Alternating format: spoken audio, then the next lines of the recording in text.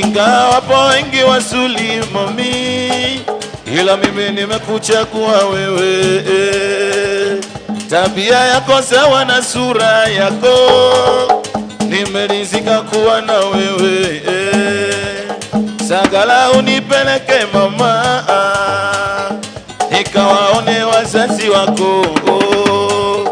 Na TZ pia ufike Afro, ukawaone wazazi wangu. Mengine mengi mimi sisemi Afro, waamuzi na kuachia wewe. Na mwisho na kuombea salama Afro, mpaka siku tutaponana. Yo!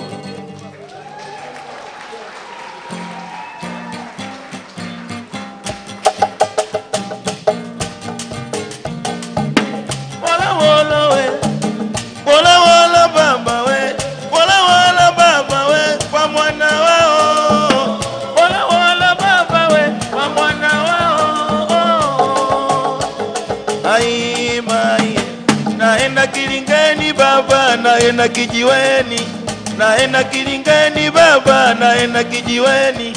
Unapata 1000, unaonga 700, unakula 300, unaonga pakubwa wewe unakula padogo Watoto wako nyumbani viazi vitamu, ulima tatawana, pakulima tatawana mwanaima wewe.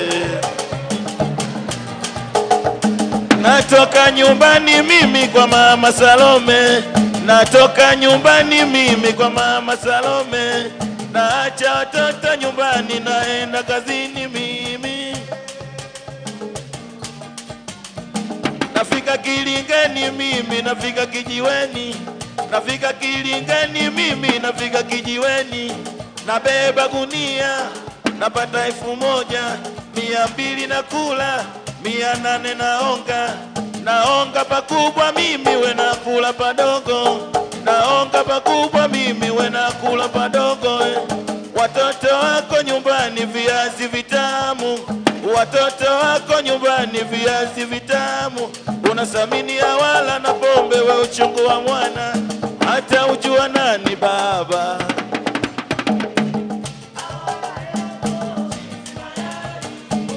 Awala yako watoto nyumbani, watoto nyumbani. Unathamini wala na pombe, uchungu wa mwana, hata ujua nani baba.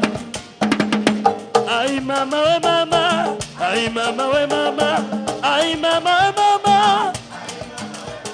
Wanidati sakino mami yeah, ai mai. Awala yako watoto nyumbani viazi vitamu, watoto nyumbani viazi vitamu. Unathamini wala na pombe, chungu wa mwana, hata ujua nani baba. Majuto majuto, majuto majuto. Unaonga pakubwa wewe, unaonga pakubwa wewe. Watoto wako nyumbani viazi vitamu, watoto wako nyumbani viazi vitamu. Unathamini wala na pombe, chungu wa mwana, hata ujua nani baba.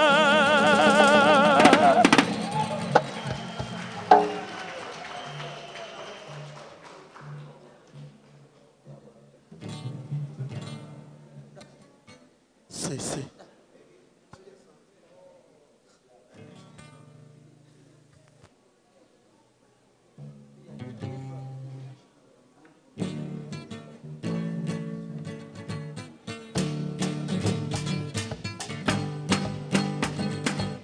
Yes sir.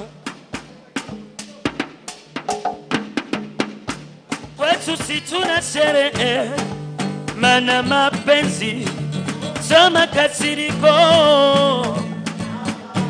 Kwetu ni furaha tele, mana mapenzi sama kasiriko.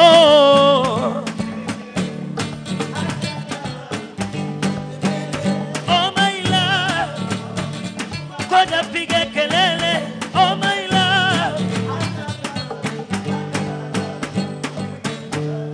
Etu chetu chuma kina mavyomo tele, wala sidhani kama ila na wazo ziba kwepo neshije, mweza kuna jua kama ila na wazo ziba kwepo neshije.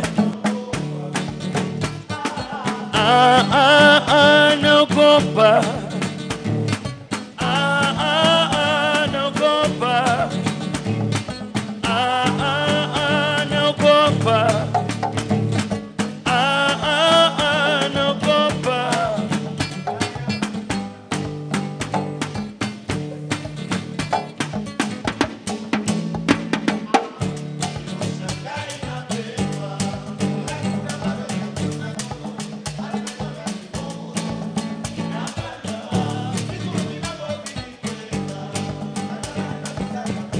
Yeah, Kucha kujificha mawa Papatu Upatu Bebu sultani ata Machinano Monekano Mifano Mawazo Situleta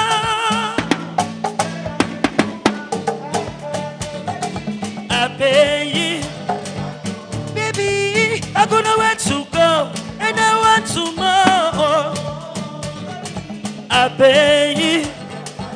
Baby, I'm gonna where to go, and I want to more. No go back. No go back. No go back. No go back.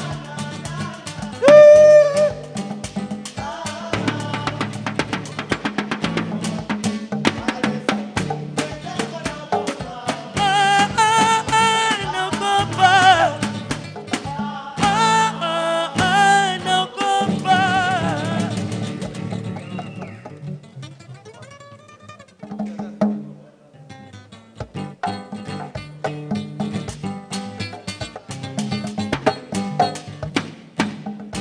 Nimeishi na wazazi wangu nikiwa bado mwanafunzi,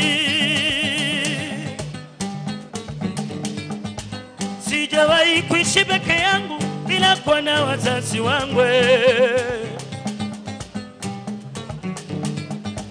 Nimeishi na wazazi wangu nikiwa bado mwanafunzi, sijawahi kuishi peke yangu bila kuwa na wazazi wangu.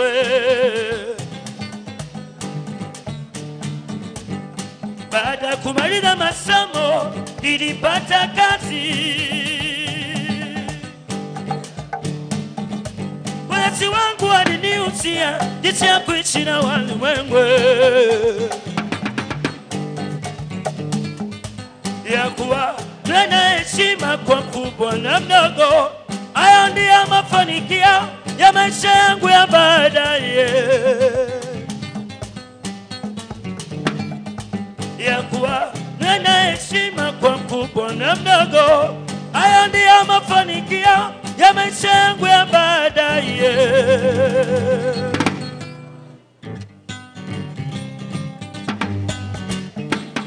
Na washukuru wazazi wangu wakati wowote, shauri wao umeniletea mafanikio mema.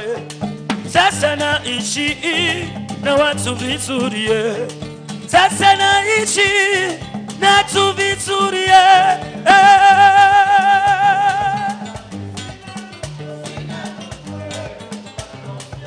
Wazazi wangu najiona kama nipo nyumbani, najiona kama nipo Ifakara, oh mama. Wazazi wangu wakati wote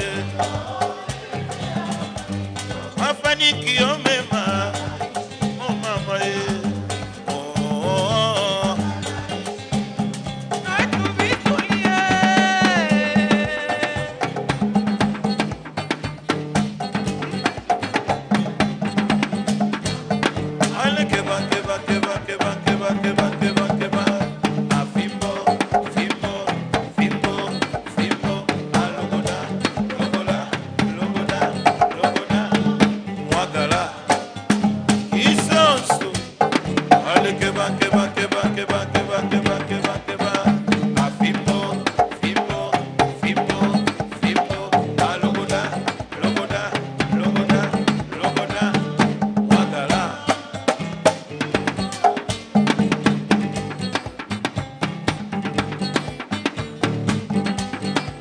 Wanasema za kale zabwe.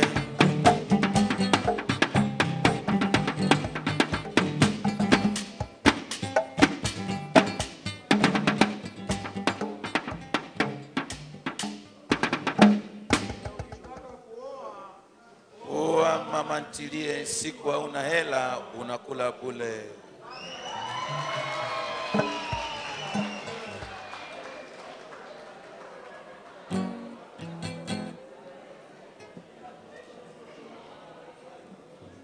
Yeah. DJ, wimbo wa taifa uweke sawa na wimbo wa Afrika Kusini.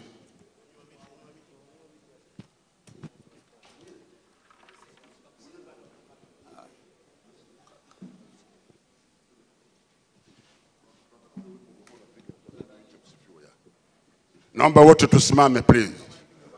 Let's all stand. Makofi mengi sana kwa mgeni rasmi na wageni wetu.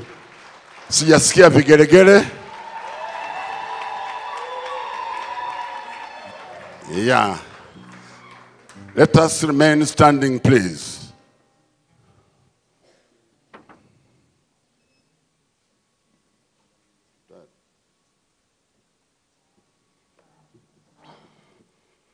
Yeah, honorable guest of honor. According to our program, after the arrival of the guest of honor and definitely our guest from South Africa, whom will be introduced soon, we'll start our program by singing the national anthems of South Africa and Tanzania.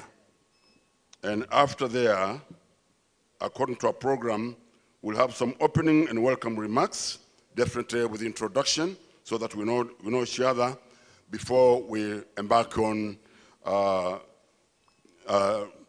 for a few dignitaries to give their remarks. And definitely we have artists here from Tanzania and South Africa. So it's going to be a big day. Can we join our hands again, clap for our South African guests?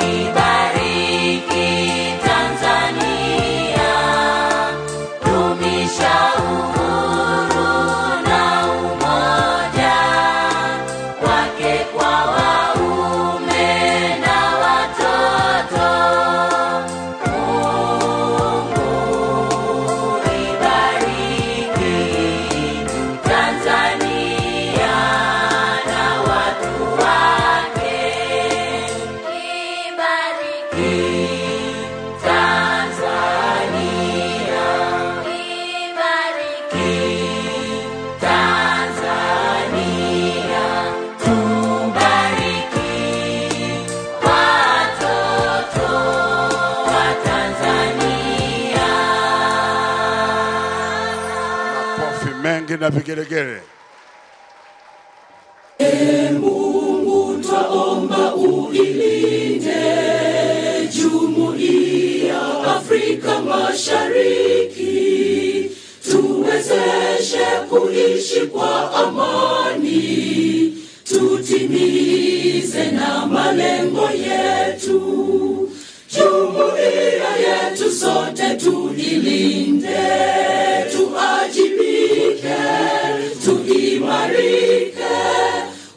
umoja wetu ni nguzo yetu, idumu jumuiya yetu.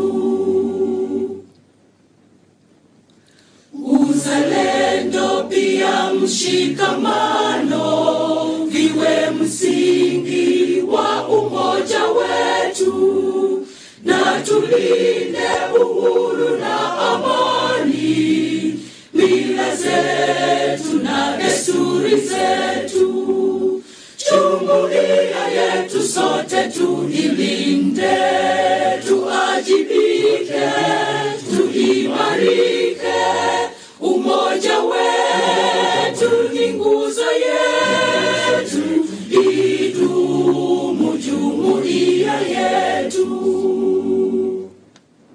Makofi mengi tena na vigelegele.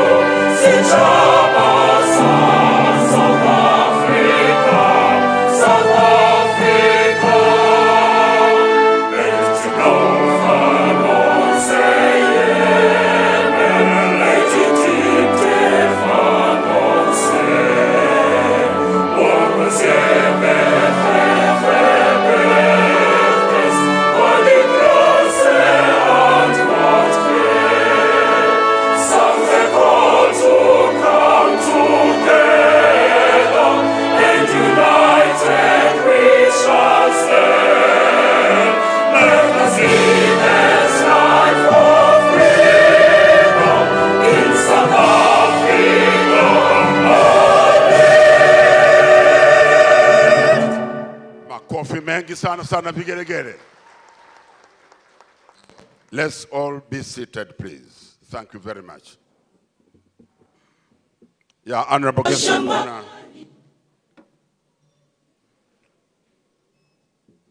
Honorable Guest of Honor, Honorable Deputy Minister from South Africa,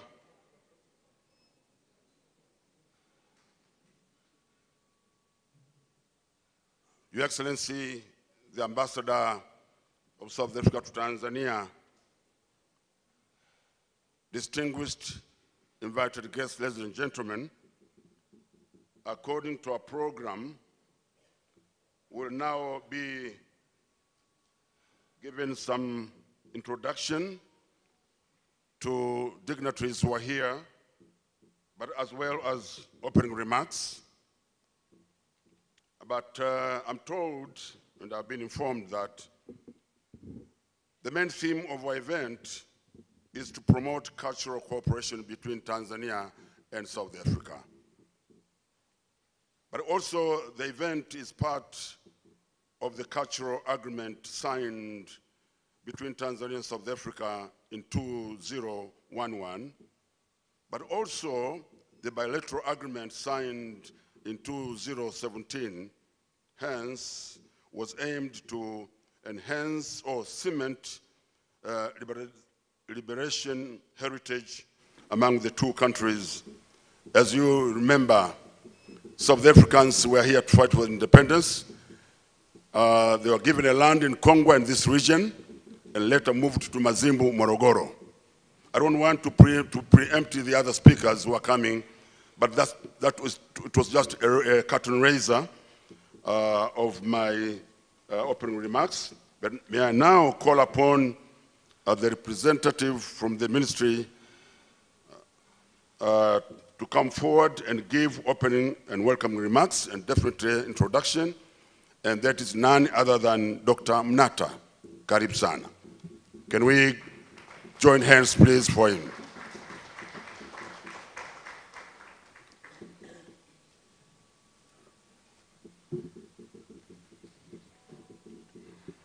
Karib.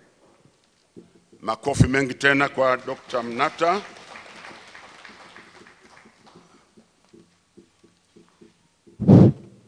Thank you, Masters of Ceremony. Thank you, all the invited guests. I'm here just to give an introduction to the events that he has gathered here for. I requested Mr. Mkubwa Ali, please, I think you are here. You will join me.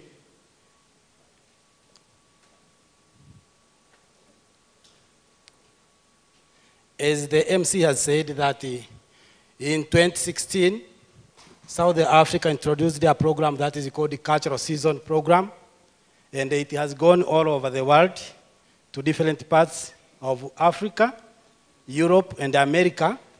And now in 2022, it is now our turn in Tanzania, and our fellow from South Africa has arrived here. And the program started from 18th of November. It will go on to 4th of December. And in this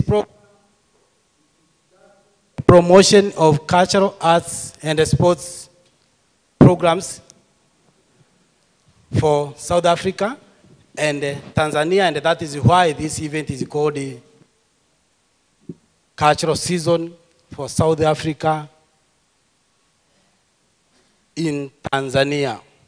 Now, as the good speaker of Kiswahili, I will speak in a little Kiswahili mixing with English, but my part is just to introduce the table or the main table, and then I will give the audience to the guest of honor.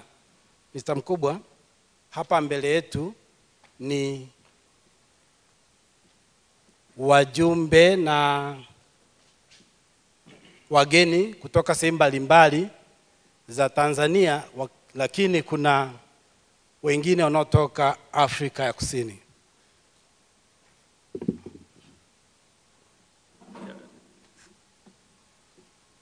Thank you. Actually, Dr. Mnata is trying to tell us that before this conference, there are a number of guests from Tanzania and outside Tanzania, including guests from South Africa. Mheshimiwa mgeni rasmi Nokawe Maf, naibu waziri wa sanaa, utamaduni na michezo wa Afrika Kusini.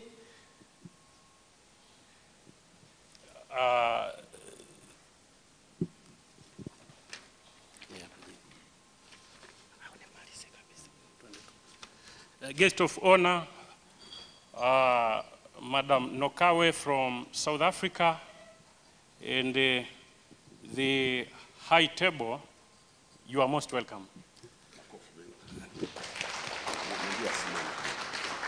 Yeah, may you please, the guest of honor, stand up.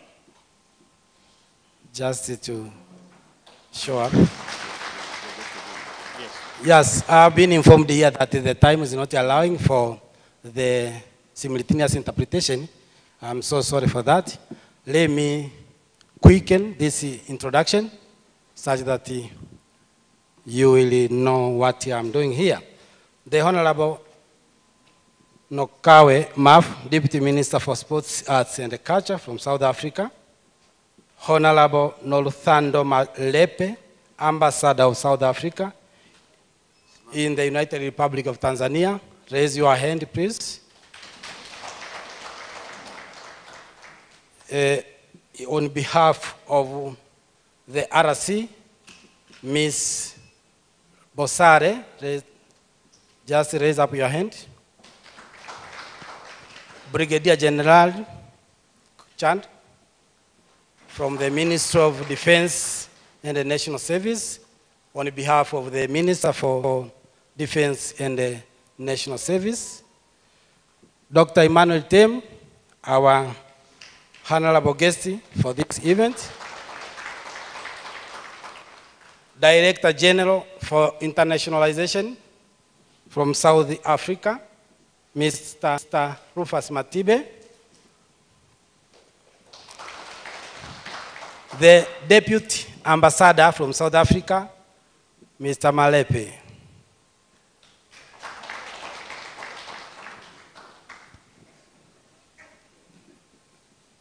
The representative from the Department of Sports, Arts and Culture, both from United Republic of Tanzania and from Republic of South Africa, please raise up your hand. All of the representative, thank you so much. Employees from the Ministry of Culture, Arts and Sports, particularly in Tanzania, please cheers.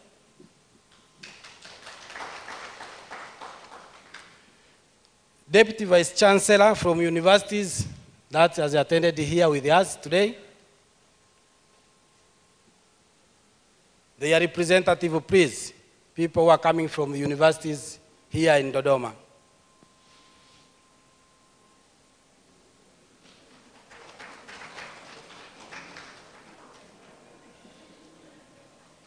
Thank you so much.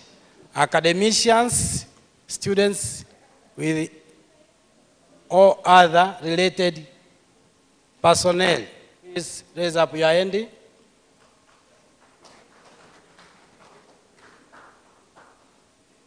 Member of the media. Member of the media. Your Excellencies and the invited guests, we welcome you all in this event of the South Africa Cultural Season that is taking place here today. We are sure that each and everything will be well conducted. Thank you for this introduction. Yeah, thank you very much. Can we again join our hands and give Dr. Mnata and his colleague heavy claps, please? But I just wanted to emphasize something. Can all students from St. John's University rise from your seats? Would you kindly stand and salute the high table there? Wanafunzi kutoka chuo cha St. John's, pigeni makofi mengi sana. But also students from University of Dodoma, UDOM.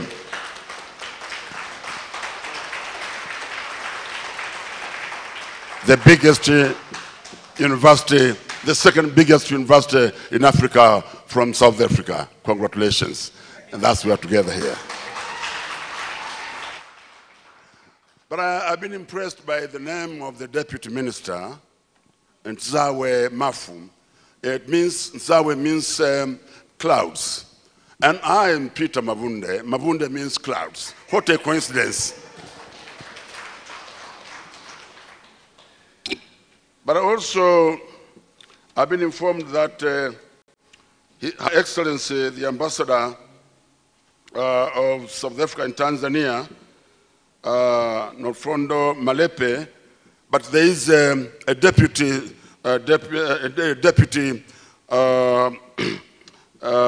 ambassador to Tanzania, Mr. Malepe. Would you kindly stand so everybody sees you? That is Malepe, muume wa balozi. Tumpigie makofi mengi sana. Oh, wonderful. Yes, thank you very much. Yeah, now, honorable guest of honor, according to our program, and as the event itself tells that it is a cultural sort of exchange between the two countries, allow me now to call upon Makunga Ngoma Group, coming or hailing from Dodoma. The people of Dodoma are known as Wagogo, so you'll enjoy how the Wagogo. They're almost like the South Africans, good voices, I think we can compete in Africa. Makunga, naomba uje tafadhali. Makunga, fungulieni hapa. Ngoma ya Makunga, karibuni. Makunga, ngoma hapo, fungua hapo. Kamati ya maandalizi tafadhali. But also, honorable guest of honor, we have other arts from Lizombe King. Now, can you stand? Simameni wote tuwapigie makofi mengi sana Lizombe Kings. They come from the southern part of Tanzania, Ruvuma region, whereby they border with Malawi.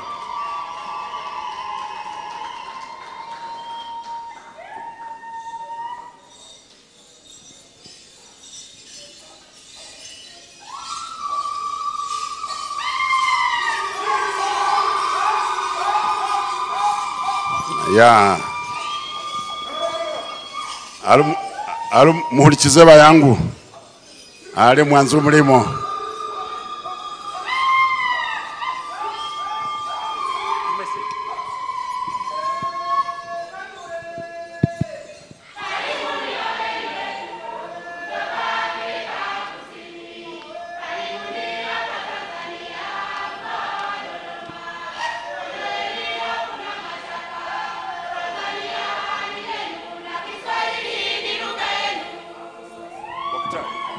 Jamani leo kweli we mama we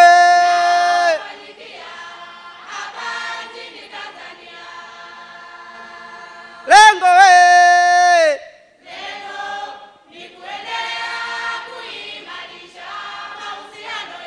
kweli we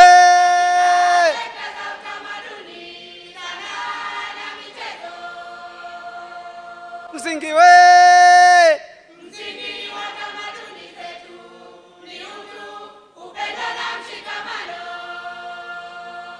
Kweli msingi ulijengwa na baba zetu mama we harakati za ukombozi wa Afrika ya Kusini. Kweli we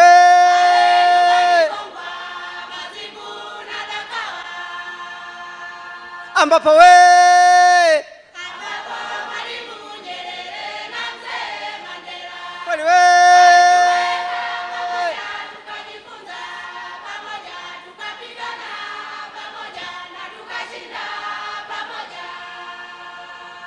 hata we hata hivi leo mama Samia Suluhu Hassan kweli we mama we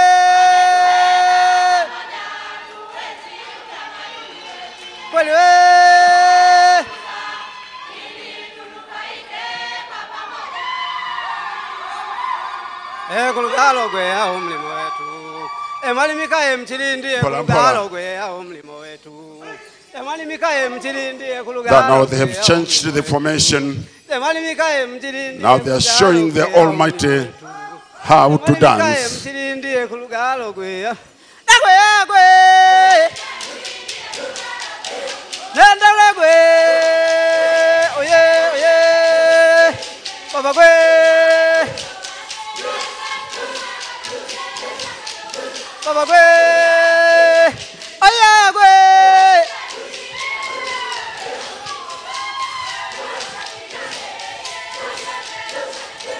Baba gwe, oye, oye.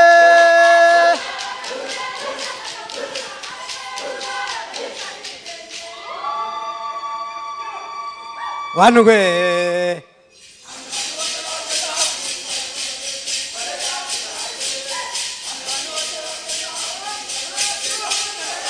Baba gwe.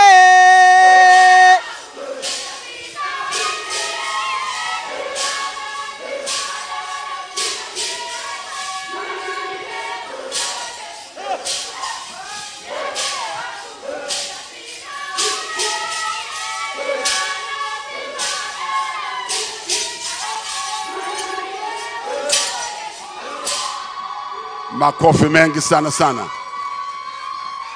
Now they're showing the last part of it.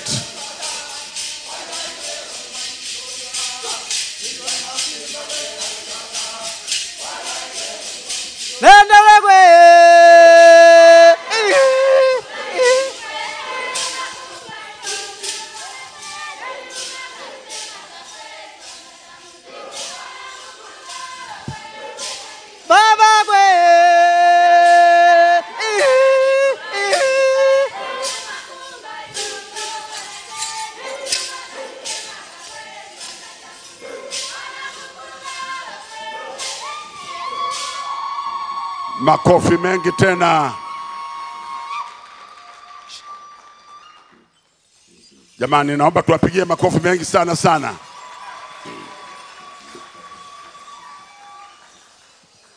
Yeah, Honorable Deputy Minister from South Africa and Your Excellency, the Ambassador of South Africa to Tanzania. When I talked of the Deputy High Commissioner to Tanzania, that was just a joke. I didn't mean really. He is the deputy because he is the husband of Her Excellency, the High Commissioner of South Africa. Can we join hands again for him, please? You see, Your Excellency, in Tanzania, we have 126 tribes. And normally these tribes, they have intermarried, they intermingled. And we have a lot of what we joke each other. That's why the nation is so peaceful, because all the tribes are one and all Tanzanians are one. Karibu sana South Africa, Tanzania. Thank you. Yeah, now having heard from the Makunga group, the journey for our cultural exchange has just started. May I now call upon the representative of the Regional Commissioner of Dodoma to give greetings from the people of Dodoma. And this representative of the RC is none other than Madame Borase Chibura. Kindly come forward and give your remarks. Tumpigie makofi mengi sana sana.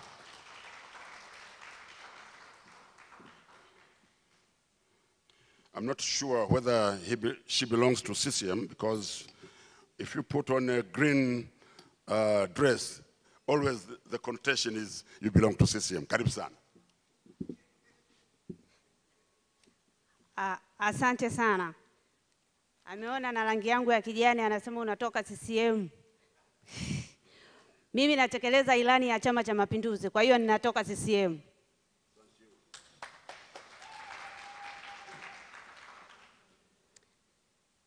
The Honorable Mr. Wafu, the Deputy Minister from South Africa. My name is Borase Chibura from Regional Secretariat. I'm here on behalf of Regional Commissioner. You are mostly welcome on Dodoma to see how Dodoma is good. I see you see how Dodoma is good compared to the South Africa. The first of all, I thank God for traveling of you from South Africa up to Tanzania. It is the Almighty God who do that. And the second, I thank you for your good cooperation, from the good cooperation between Tanzania and South Africa. You are most welcome to see the cultural season between Tanzania and South Africa. You see how the gogo, they are singing. There are a lot, it is not only the gogo. When you go to another region, you can see a lot of the African and on the Tanzania culture and on how they are doing. On the Dodoma region, we have a lot of things to see. Even when you are going in Kondoa there is Kondoa Ilang George. And the other time I'll invite you to go there. And in the Dodoma, we have the Honorable Mama Samia Suluhu Hassan, the President of Republic of Tanzania. They have invested a lot in Dodoma to see that the Dodoma to become the capital city of Tanzania. And you in South Africa, you are most welcome at Dodoma to invest. You are welcome. Yeah, thank you very much. Come to Dodoma and invest in Dodoma. Maybe I can, as also a citizen of this region, I do remember that South Africa, you grow grapes, and we do the same. And we are proud that we are the only piece of land in the world whereby we harvest grapes twice a year. Oh, clap hands for Dodoma, please. But also you can hear the voices of the people of Dodoma, just like when we hear from South Africa, nice voices. I think we are relatives. Indeed, we are. Karibu sana, Dodoma. Now, we have a representative from the Ministry of Defense. May I call upon Brigadier General Francis Mbidi to greet us. Please, pigeni makofi mengi sana sana.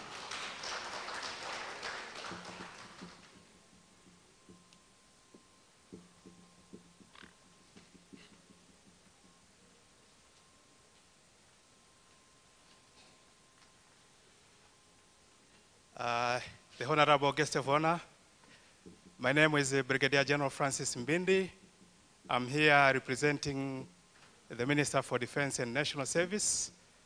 Honorable Minister, unfortunately, is not able to attend this important occasion due to other pressing national commitments. But all in all, the Minister has asked me to represent him here, and he really asks you to receive his warm greetings. Honorable Guest of Honor, we all know that Tanzania and South Africa have very strong historic relationships. You remember during liberation struggles, we were together. We assisted each other. And you remember even during immigration seasons, we had migrant workers moving from Tanzania to South Africa and vice versa, looking for employment. As well as we have some people from, who immigrated from South Africa to Tanzania, the Ngoni tribe. We all know that history. So we are related and we are connected. So you are most welcome, and this is your second home. So feel at home. And I wish that we all enjoy the occasion today, and we keep on strengthening our relationships. Thank you very much. Yeah, thank you very much, Brigadier General Mbidi for your kind remarks, and you have given the remarks in quite a few minutes. You have used your time very well. And this reminds me of Julius Caesar. When he won one of his wars, he went back to his people and told them in 3 words: ven, vid, vich. I went, I saw, I conquered. Hongera sana. Tumpigie makofi mengi sana sana. Honorable Guest of Honor, in relation to this event, also is to give space and opportunity to the people of these 2 countries to celebrate and commemorate the cultural interchange, as we have seen today. If I invite the young men here for a kwaito, you would wonder. You would wonder. But I'll check if they are prepared. And I just want to take this opportunity to introduce Honorable Godfrey Gilagu, Minister of Defense and Transportation from UDOM. Would you kindly stand? Tumpigie makofi mengi sana sana. Here he is on your right. Yeah, Sante. Taka kufahamu tu. But secondly, we have also from St. John's, representative of the faculty board, Stefano Tumaini Hamis. Naomba simame tafadhali, mpigeni makofi mengi sana. Also Mwalimu Focus Mkilima. Yeah, karibuni sana. Yeah, according to our program, Honorable Guest of Honor,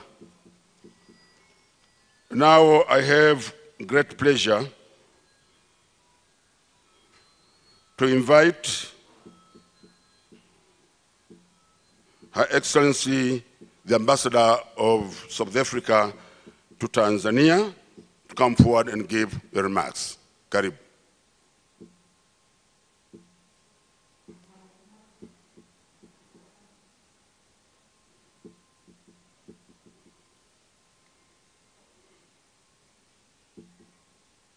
Karibu tusalimie.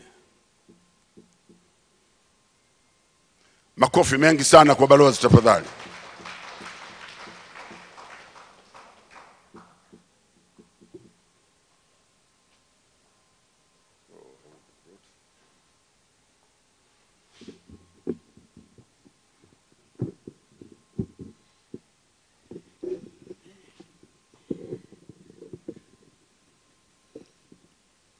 Thank you very much, Program Director.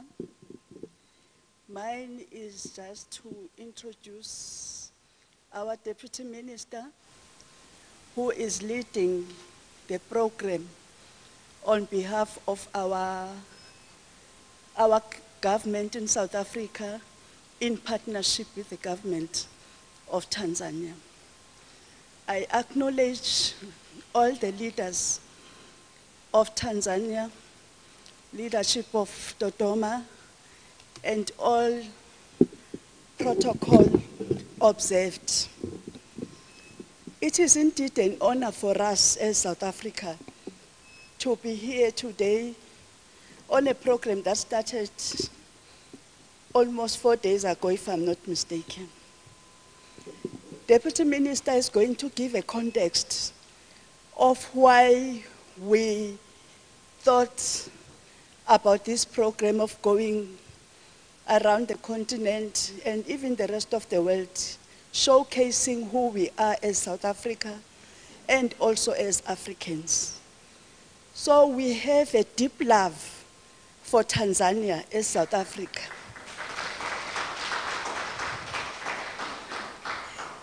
And wherever we go, and I think since my arrival 3 months ago here in Tanzania, I've been saying thank you to the people of Tanzania for all that you did for us during difficult times of struggle against a very cruel and repressive regime called apartheid in those years. So we are here to remember, and we retraced our steps up to here. Yesterday we walked, the journey of seeing and remembering our history and the great things that you people of Tanzania did. And I'm sure that you are young people. There are many forebears who laid the foundation, who also cemented the relations that we have as the two countries. So it is my pleasure to say our Deputy Minister, Honorable Notawe Mafu, is going to give us the whole history in her own way about who we are as South Africans together with the Tanzanian people. So we are grateful for this opportunity. And I believe that Program Director will call. She is a member of Parliament. She is also a member of the African National Congress National Executive Committee. She has been an activist. She has served in many roles. And in addition to that, she's also a member of Parliament, because you can't be a minister or deputy minister without being first a member of Parliament in South Africa. So indeed, Program Director, your guest of honor will come and give us a political education and run us through, especially the young people from universities. And I think yours, young people, is to know your history, know your identity, know where you come from, and appreciate what those before you did for you, so that you are here today. I thank you very much. Asante sana. Jamani, makofi hayatoshi, tumpigie makofi mengi sana sana. Now it's the turn of the Deputy Minister. Makofi mengi kwake tafadhali. They're hugging. Sasa naibu waziri anakuja, tumpe makofi mengi sana sana.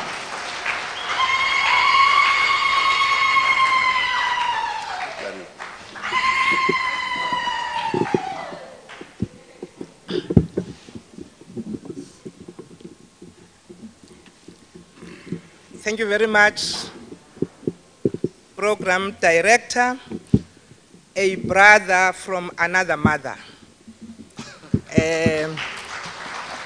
As Her Excellency,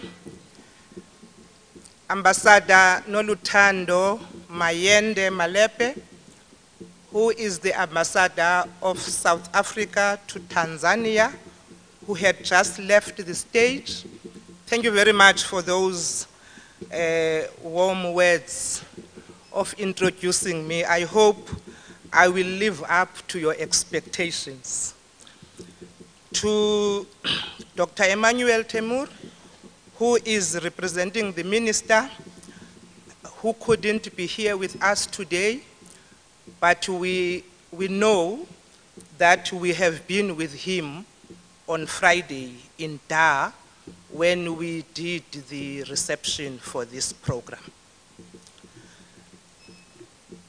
Ms. Chibura, thank you very much as you represent the regional commissioner. Thank you very much for those words of welcoming us. And I can assure you, Dodoma is much nicer than South Africa.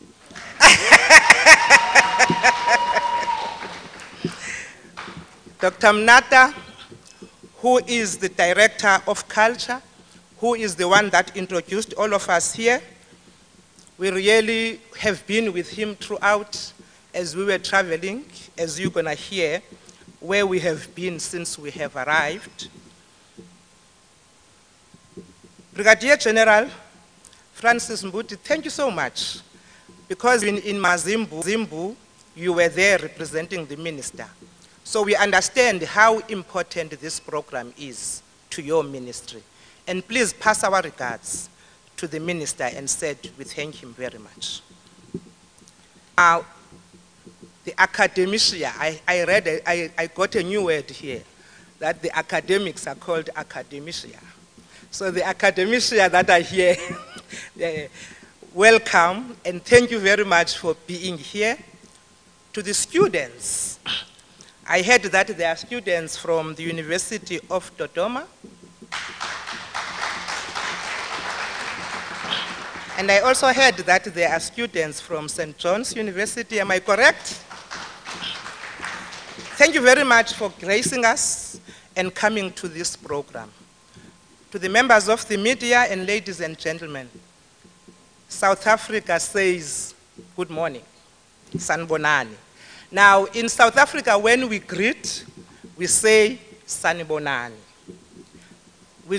which means, how are you?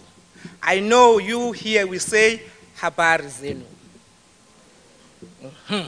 So one of the things that we do when we do these programs is to be able to learn a few things about each other. So that if I decide that I take you to South Africa, you don't get lost, at least you can get to the airport and say, sanibonani. All right? Thank you so much. Now, the background has been given a bit about this program. We have arrived here on the 18th, early hours of the morning, and we immediately had an activation program, a media briefing, which is explaining why we are here. And I thought it's important to explain to you that much as we talk about a cultural season that we are launching as South Africa to Tanzania, a relationship that is entering another level, it is also important to remind young people in particular that there was a time that South Africa made Tanzania its home. There was a time that the leadership of the African National Congress, which I am a member of, which I am a member of the National Executive Committee of the African National Congress, which is the ruling party in South Africa at this point in time, stayed in this country, not because they wanted to, but because the situation at home forced them to leave the country. And at that time, the man that all of you know, even if some of you have never seen, by the name of Nelson Mandela, was already in prison. And a decision, therefore, was taken that Oliver Reginald Tambo must leave the country and build the ANC outside the borders of South Africa. And two countries that opened their doors and their borders at the time was Zambia and Tanzania.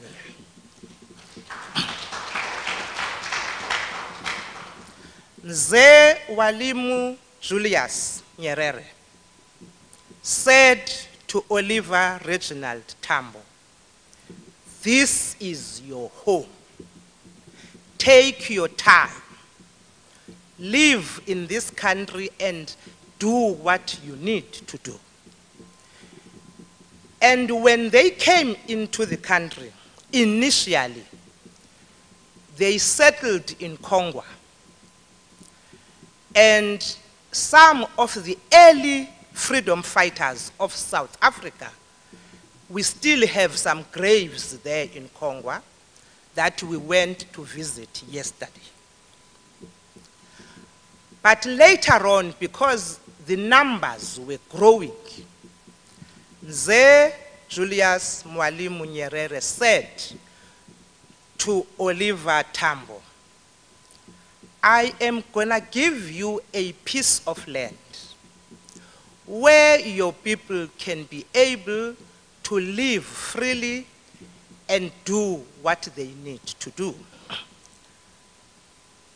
Those that know this country well, in Morogoro there's a place called Dakawa, and there is a place called Mazimbu. Those were the pieces of land that we were given for free by Mzee Nyerere. In those pieces of land, the people of South Africa arrived. Of course, we built institutions there. We raised our family. South Africa stayed in this country until the African National Congress and other political parties were unbanned after the negotiations around 1990. And around 1991-92, they started to leave to go back home. We want to take this opportunity, even to you young people that were not there at the time, but your grandparents and your forefathers looked so well after our people that there is no time that they felt like they are foreigners or guests in this land. And we just want to say, Asante Sana. We also want to say to you, when the time had arrived for South Africa to go back home, we then agreed as the political party that all that we had built over time in this country we are donating it back to the people of Tanzania as a way of appreciating your generosity and the way you had looked after us.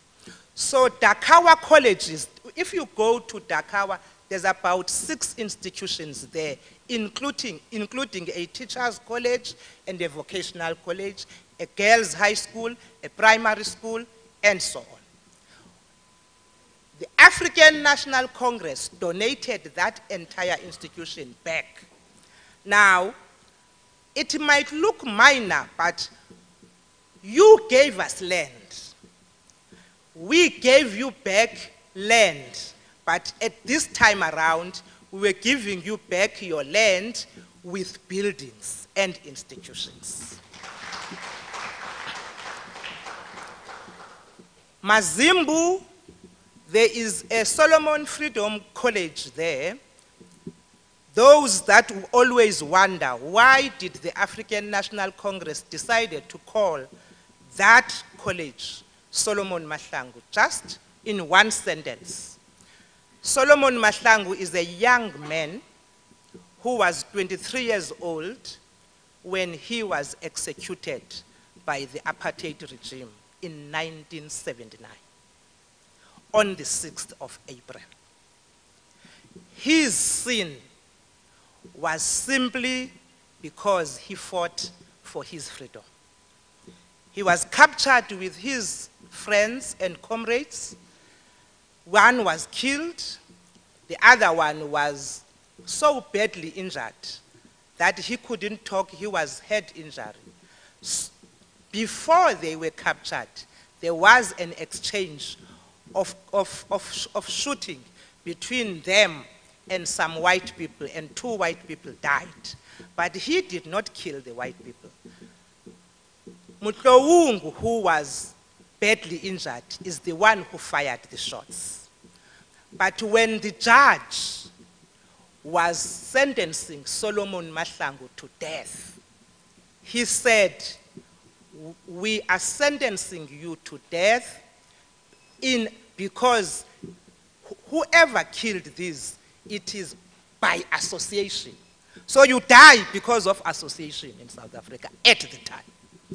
So that college, because that is the time that Mazimbu came about, around 1979.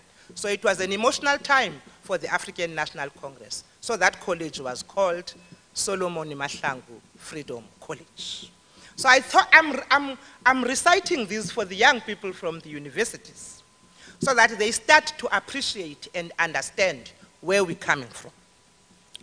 Now, all this time, through thick and thin, even when it was very difficult economically for the people of Tanzania to keep on supporting South Africa, the African National Congress in particular, and the PAC, because there was pressure from outside other countries to say to Tanzania, why do you keep on keeping terrorists in your country?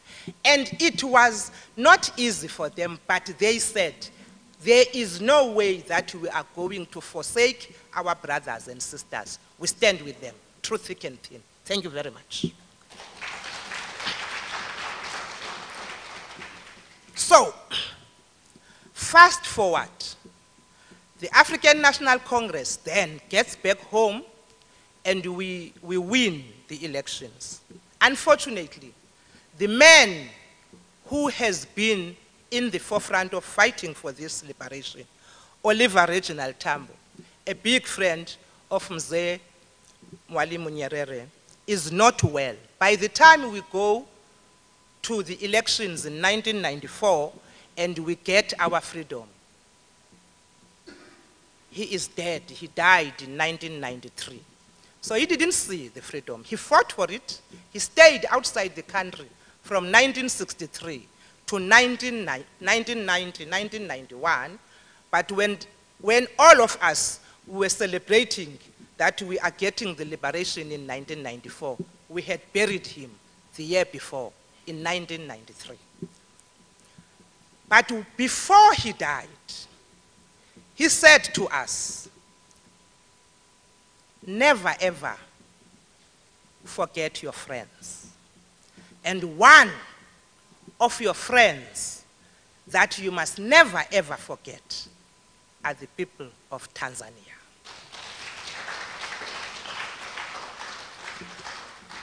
He said they were very good to us. He said, those are your brothers and sisters. Unfortunately, we should have been here a long time ago to launch this cultural season, because for us, it is not the same launching it in Europe, in America, and anywhere else than launching it here, because here it has got footsteps and footprints of the liberation of South Africa. That's why around 2011, as you heard, there was an agreement that was taken about the heritage liberation route, and around 2017, the presidents of the frontline states, the SADC, had agreed on making sure that this liberation route becomes a reality for the young people to understand where we are coming from. In 2018, South Africa, the Minister of Arts and Culture, hosted the ministers of culture from Africa and said, how do we then make sure that this is implemented? Before we even started, COVID happened. So we couldn't start. But one thing we were clear about is that after COVID, the first country that we must touch base on is none other than Tanzania. That's why we are here. So we are launching this cultural season.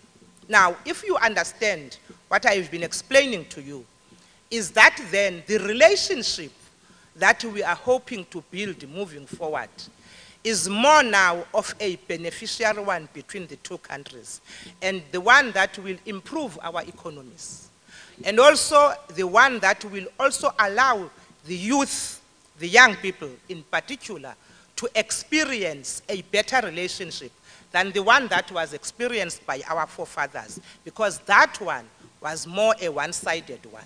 This one is about making sure that we both benefit from each other. In particular, because as South Africa, we think that we have more that we need to contribute back to the people of Tanzania. So the cultural season, therefore, is meant to make sure that there is an exchange. We also want to believe that most of the time, when we talk about arts and culture, we simplify it by thinking that it is just about enjoyment, soft life. But arts and culture, if I can ask the young people now here, what do they know about arts and culture in South Africa? They're going to tell you, I'm a piano. That's what they know. I'm a piano, they know. Which is a good thing, because that's what is our commodity right now. But it is more than that. When we deal with culture, at this point in time, the world, UNESCO, is agreeing that actually the creative industry can contribute about 15% into the economy of any country if it is harnessed properly. And I know that Tanzania has got one of its best cultural activities. I've known, and I know some of your artists and some of your dances. I know you can dance and want to kill people for dancing. Now, those things, we need to monetize them. We need to make sure that it is not something that ends here. We are able to make sure that actually young people are able to make a living out of arts and culture.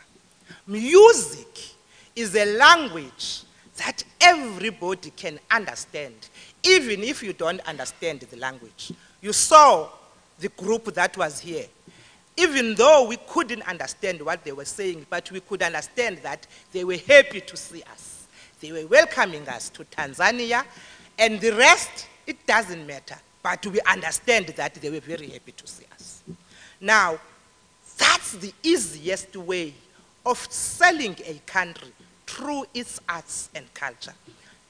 The rest, your policies and everything will come later. But once people know that when they arrive in Tanzania, they are going to be able to get the things that they want and enjoy once they arrive in South Africa, how then do we make sure that we harness those? That's the main purpose of this program and this cultural season. We were in Dar es Salaam when we arrived on Friday. On Saturday, we were in Morogoro. Yesterday, Dakawa and then Kongwa. Today, we are here. Tonight, we are flying back to Dar es Salaam. We will be in Dar for the better part of the week. We will be visiting the museums because we want to understand the entire cultural escape of the country. But of course, as Africans, we can't finish a program without some bit of music. So on Friday, we are flying out to Zanzibar because on Saturday, we are having a closing concert in Zanzibar with the South African artist that will be there together with the Tanzanian artist to close off the program. But it is just the launch. After that, there will be more work then that needs to happen from different institutions, from different universities, from different organizations to make sure that we harness this relationship. Remember, all the time, we are brothers and sisters. Remember, all the time, Africa can be a better continent if we understand what is it that we need to do. Remember, all the time, when all of us absorb and enjoy the music from America and Europe, they are not better than us. We have to market our own culture better as Africa and make sure that at the end of the day, young people from the universities in particular take time to learn and do research on the cultural escapes of this beautiful continent of Africa. And make sure that at the end of the day, you build your countries. You make sure that your countries become better. So, from now on, never undermine somebody who is an artist because you are a graduate. Because remember, we can do different things at different times. All that we need to do is to hold each other's hands, work together, make this continent better. This continent is going to be better once South Africa and Tanzania leads the way. I, therefore, am saying to you, standing here, before I sit down, thank you, and thank you.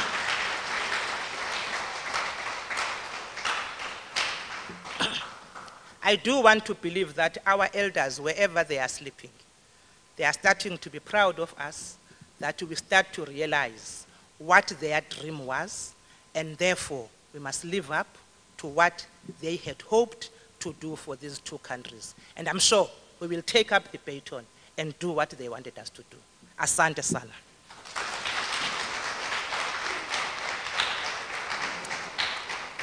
Makofi hayo hayatoshi, naomba tusimame tumpe makofi mengi sana sana. Hongera sana. Congratulations. Live long South Africa.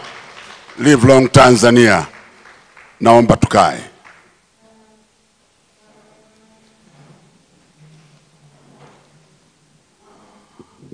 Honorable guest of honor, it's now your turn to come and give your speech, and definitely I'm sure you're going to respond from what the Deputy Minister has just said. Tumpe makofi mengi sana sana.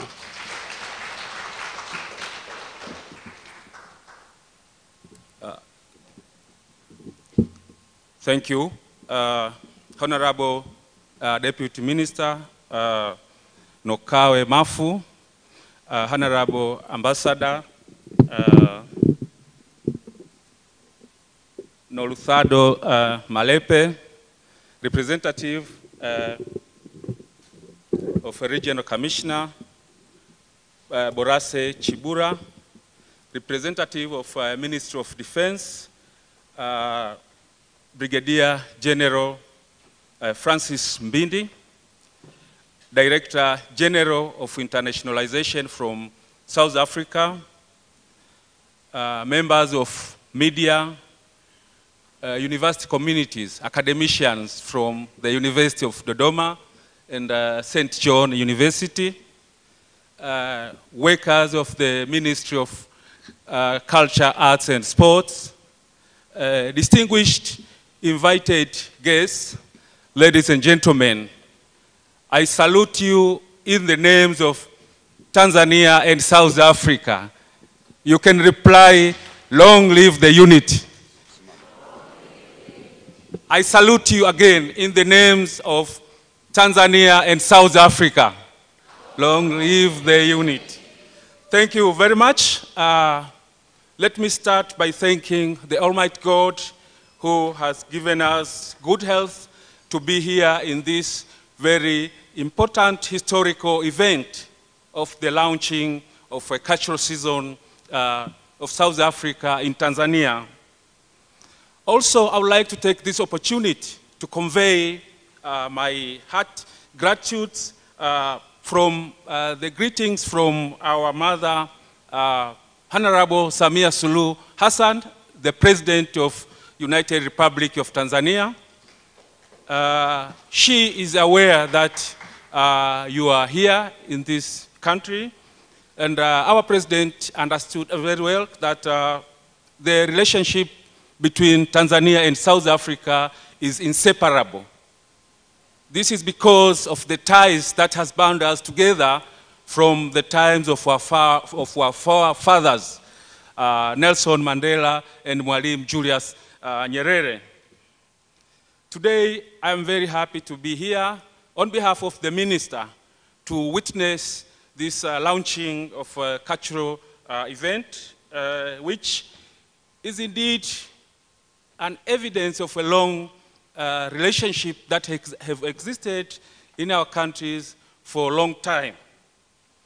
Our father, the late Julius Nyerere, actually planted a seed on us, the seed of valuing our fellow Africans. As he once said that if we cannot say that we are free if our neighbors are not free. So that kind of a spirit is a spirit that gave us strength and momentum to make sure that Tanzania always work to make sure that all Africans are free. So it is from this perspective then we have worked with South Africa for quite a long time, and now we still continue to cooperate in the areas of culture, arts and sport. This is indeed a great gesture, as it has been expressed also by Deputy Minister, that our forefathers in their graves, they are rejoicing what we are doing. Indeed, Tanzania is very proud to continue this kind of relationship, and the seed that was planted by our forefathers, we continue to nourish it so that it can bring benefit to all people of Africa. We understand very much that the two countries have been fighting for political independence. Our countries now have been liberated politically. But now we still need to work together to make sure that we fight the even bitter war of economic independence. We need to liberate ourselves economically. So the struggle is there to stay. So a luta continua. So as you have heard from the beginning, that implementation of this cultural season event, this is actually implementing the kind of agreement Tanzania and South Africa signed in 2011. That was a kind of a contract which binds us to do some programs between the two countries, the programs related to culture of the two countries. So we are very glad that the South African have started to implement this cooperation, and we are also looking forward, also after this event, Tanzania also will be planning to implement the same in South Africa.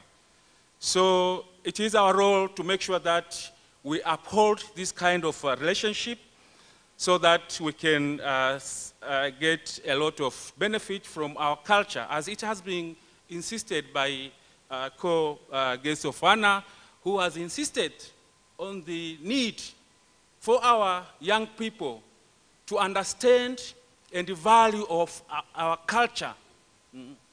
Let's understand that our culture is very important for us, and it's the only tool that can liberate us. If we don't value our culture, then we will not be able to free ourselves mentally and economically. So we have a very beautiful culture. We have abundance of cultural resources from many tribes of Tanzania and South Africa, which should now be used effectively to liberate our countries, but also make Africa a better place in this world. So, as we have said, Tanzania is a country with a lot of cultural diversities from hundreds of ethnic groups, like South Africa, where Kiswahili is one of our language. It's a language of many people in Africa. It's a language originating from Africa.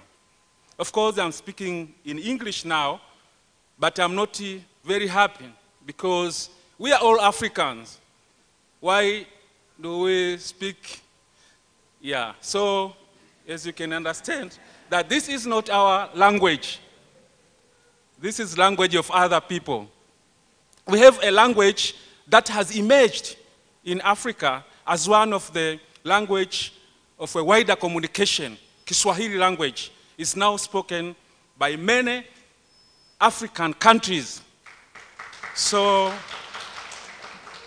it's a high time now to make sure that, I know now South Africa, they are now implementing some program to introduce Kiswahili in their schools, and I think they are still, it has started, and I hope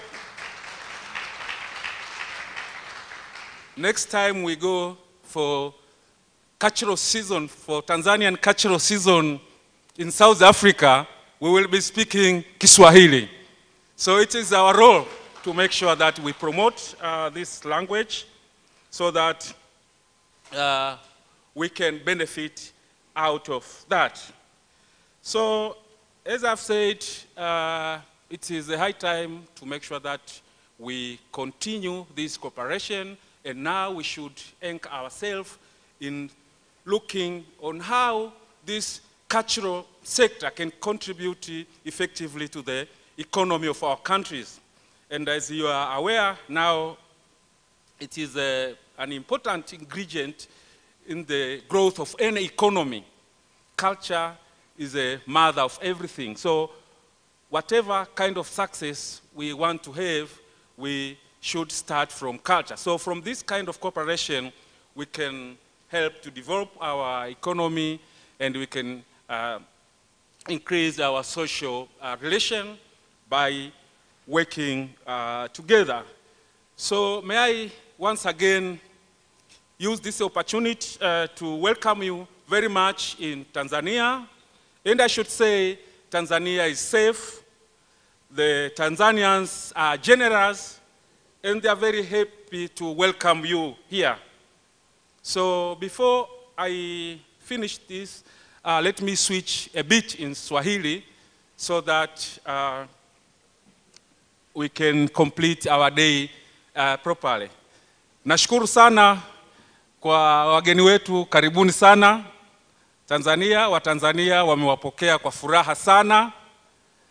Tukio la leo ni tukio muhimu katika historia, ni tukio ambalo linaenda kutekeleza mkataba kati ya nchi yetu na Afrika Kusini, mkataba ambao ulisainiwa mwaka 2011, na mkataba huu unahusu mahusiano au mashirikiano ya utamaduni kati ya nchi hizi mbili.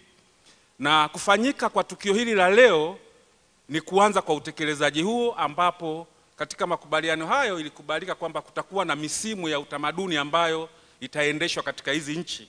Na sasa wenzetu wa Afrika Kusini wameanza kutekeleza hili kwa kufanya msimu huo wa utamaduni katika nchi yetu. Kwa hiyo tukio hili ni la kihistoria, na hivyo basi tujue kwamba na sisi tuna wajibu wa kuhakikisha kwamba tunaendeleza hili pia kwa sisi Tanzania kuweza kufanya msimu wa utamaduni wa Tanzania katika nchi ya Afrika Kusini.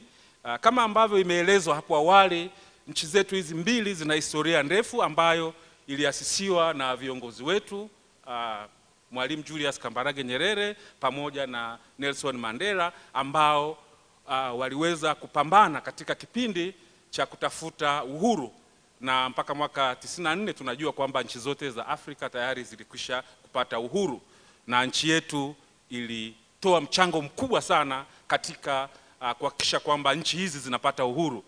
Na kufanyika kwa shughuli hizi za kiutamaduni na kihistoria zinatukumbusha au zinawafunza vijana wetu kufahamu historia halisi ya tulikotoka, namna gani tuliweza kushirikiana ili basi umoja huu ambao upo na amani hii ambayo ipo Afrika iendelee kushamiri, kwa sisi kuthamini yale ambayo waasisi wetu waliweza kuyafanya. Walijitoa muhanga kuhakikisha kwamba uhuru wa wenzetu unapatikana, kama ambavyo Mwalimu aliamini uhuru wetu peke yetu bila wenzetu hautoshi, utakuwa ni uhuru wa mashaka. Kwa hiyo sasa tuna jukumu la kuhakikisha kwamba tunaendeleza hizi ili mahusiano haya yaendelee na amani ambayo ipo katika nchi zetu hizi iendelee kushamiri, na kama ambavyo tuliweza kuwa vinara katika ukombozi wa bara la Afrika, basi tuweze pia kuwa vinara katika sekta za kiuchumi, kwa sababu tayari rasilimali tunazo za kutosha, nia tunayo, uwezo tunao, basi ni kutekeleza. Basi baada ya kusema hayo, ni washukuru sana. Leo sio siku ya hotuba nyingi, bali ni siku ya kuona utamaduni. Asanteni sana kwa kunisikiliza.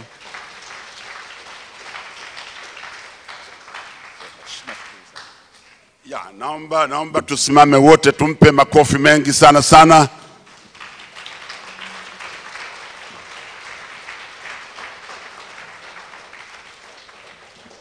Tukae. Honorable Guest of Honor, Honorable Deputy Minister, Your Excellency, the Ambassador of South Africa to Tanzania, all dignitaries who are here. Before I invite our artists to perform, I have a few things to announce to you. And one is a very important one, is to make proper correction of the names of our guests from South Africa. I do remember one passenger from Tanzania was traveling between Heathrow Airport to Tanzania, the Dar es Salaam International Airport. So they announced 3 times almost, passenger Macomb, would you kindly board the plane? They never saw anybody. They announced again, passenger Macomb, you are supposed to board the plane now. It never happened. Then one person was sitting at the lounge, and they said, "Can we see your ticket?" When they saw the ticket, they said, you are the guy we are looking for. And we have been calling Macomb. And actually, he wasn't Macomb, he was Mchome. When you were Tanzania, unamjua Mchome? Wapare. Sasa wanyasema Macomb. Sasa leo, now I just want to make corrections as follows. And I want the media to capture it. The deputy minister from South Africa, her name is Miss Notsawe Mafu. Can you clap hands for that, please? Also, she's a member of parliament. But you cannot become a minister if you are not a member of parliament, according to our systems. But the ambassador of South Africa to Tanzania, her name should be pronounced as follows. Her Excellency Ambassador Nolutando Mayende Malepe. Pigeni makofi mengi sana. Yeah. This is the thing I've captured here. So I think as we go along, we shouldn't mess up. Sorry for the misspellings and mispronunciations. This is how things are. Even the Englishmen, they also fail to pronounce our name. Somebody said, I wish to welcome Mr. Is he Ngoma? But what he meant was Ishengoma. Now, you have heard the speeches, the remarks, the floor. You have heard what they said here. We would wish to give a few minutes, at least, to interchange their ideas. Give your comments, ask questions, and particularly you guys, you young men, we are inheriting this to you. What Mwalimu did, what Mandela did. So be free to ask questions, use Kiswahili or English. We'll really appreciate. Kwa hiyo inua mkono tu. Mwalimu once said, when he was talking about human rights, no nation has the right to decide on another nation, no people to people. And here we're building a relationship between people to people, meaning South Africans and Tanzanians. I have been to South Africa very briefly in Pretoria. I wondered. When I went to Pretoria, that was during almost late in the evening, in the night. But when in the morning I was driving back to Johannesburg to board a plane to Namibia for the mayor's conference, I saw similarities on the environment of Dodoma and Pretoria. Dry and at times hot, at times you get, it is cold, it's chilly. But I drove up to Soweto. I saw the Museum of Mandela, those small house. We look like, we are just alike. Sasa karibuni muweze kutoa mawazo yenu. Naomba mic ziwe pale, inua mkono, sema, uliza swali. Tanzania tupo? UDOM mpo? St. John's mpo? Sasa inueni mikono. Huu ndio wakati mzuri huu. Don't feel shy. Be free.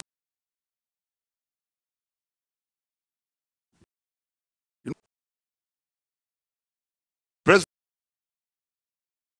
can you open the floor? The discussion? Mpeni mic pale. Mr. President is ready.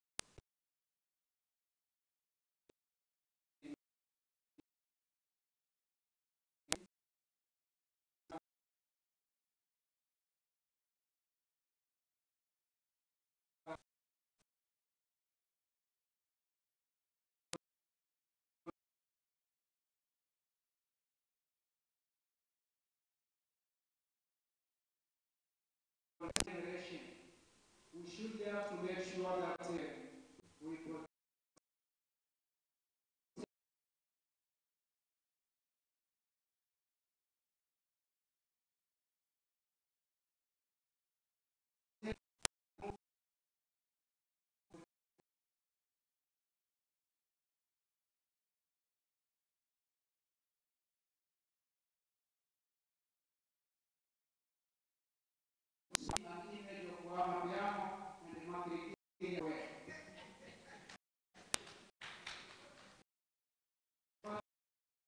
a lot of culture, hundreds of them, but again we have good musicians who can be able to protect our culture.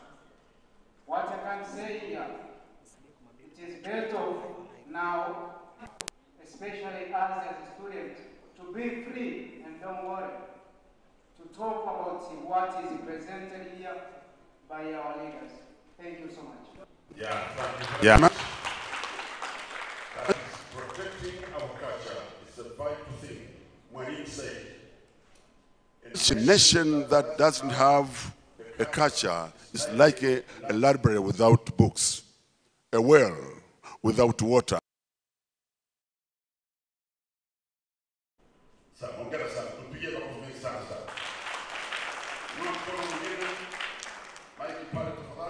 Karibu, just mention your name, stop saluting so and so, mention your name and give your remarks or observation or ask a question. Thank you. Thank you so much for this honor. I'm very Stephen Kabebe from UDO. Shusha chini kidogo. I am very Stephen Kabebe from UDO and I'm going to use Kiswahili for higher anxiety. Mimi nina hoja ama swali na kwa sababu tuna mamlaka ambazo ziko hapa ndani, ilikuwa ni jambo la kuzungumza. Tunajifunza utamaduni, tunajua utamaduni, lakini vijana wengi wa Tanzania, wa Afrika kiujumla hawafahamu mambo mengi kuhusu utamaduni. Wapo wanaosoma utamaduni, lakini ukimuuliza tamaduni kama tamaduni, wengi tunashindwa kufahamu. Je, serikali, sababu serikali ipo hapa, both South Africa na Tanzania, kuna namna gani naweza kutusaidia vijana hata wale ambao bado hawajafika vyuo vikuu kufahamu nini wanaweza kufanya kupitia taaluma, kupitia utamaduni wa nchi zao na nchi nyingine? Nashukuru kwa nafasi. Yeah. His question actually, he says, we all try to learn about culture, but really, according to his observation, they have captured it well. So he's appealing to the two governments to see how best they could make systems whereby young people like them understand the culture of their nation and nation. And I think Haita will respond to that. Mwingine? Kuna pale, alafu niandae na kuja huko. Good morning. Thank you for the opportunity. I am Francisca, present from UDO.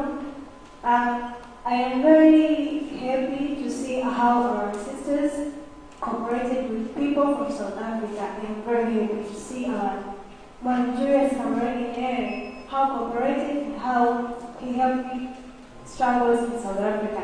I have questions on community issue.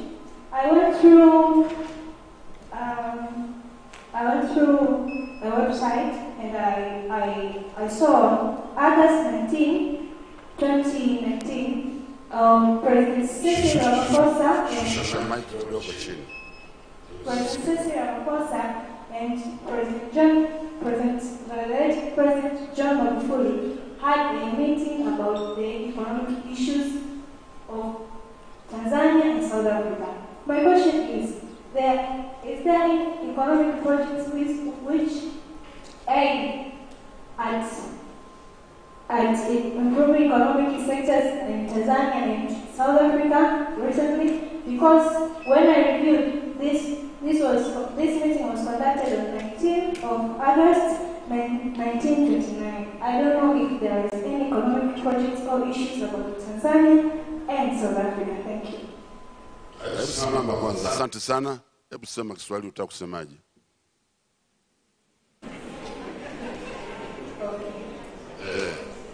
Swali langu ni kwamba nilikuwa nauliza kwamba kuna economic projects ambazo Tanzania na South Africa ambazo zinaendelea, kwa sababu nilipoulizia na kuona the late yani mkutano wa mwisho ilikuwa ni kama ni 19 August 2019. Asante.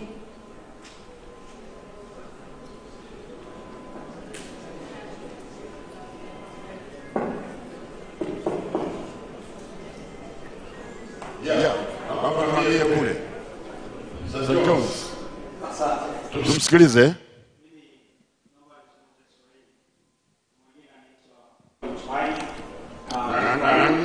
Naitwa Philemon Tumari na toka St. John University, na nina swali. Kabla swali, naomba nipongeze muunganiko huu mzuri wa tamaduni kati ya South Africa na Tanzania, lakini muungano wetu kama tumelenga kuungana ni mzuri pia.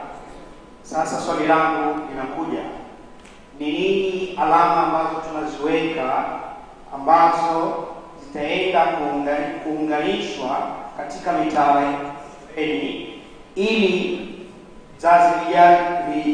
vizazi vijavyo viweze kujifunza huu muunganiko mzuri? Kwa maana tunaona mikataba mingi ikawekwa, lakini wale wanaofuata muunganiko. Asante. Una maana kwa serikali hizi mbili au? Namaanisha kwa serikali hizi mbili, kwa maana tunaposema muunganiko wa Tanzania South Africa, tunaenda kutambulisha tamaduni zetu. Sasa tuweke kwenye mitaala pia ili iweze kufundishwa pia na huko hao wanaokuja pia wajue nini kinachofanyika kati ya Tanzania na South Africa. Asante. Yeah, it's just talking about how we're going to leave the footprints as we talk about the cultural relationship between the countries. Can we consider it into the syllabuses in our schools? Maybe that could help as well. So take note of that, please. Another one? Hapo mpatie. Chukua mic. Kwa kujitambulisha, jina langu naitwa Alex Mfungo, ni mwanachuo wa chuo kikuu cha St. John. Awali ya yote ni uweze kupongeza waandaaji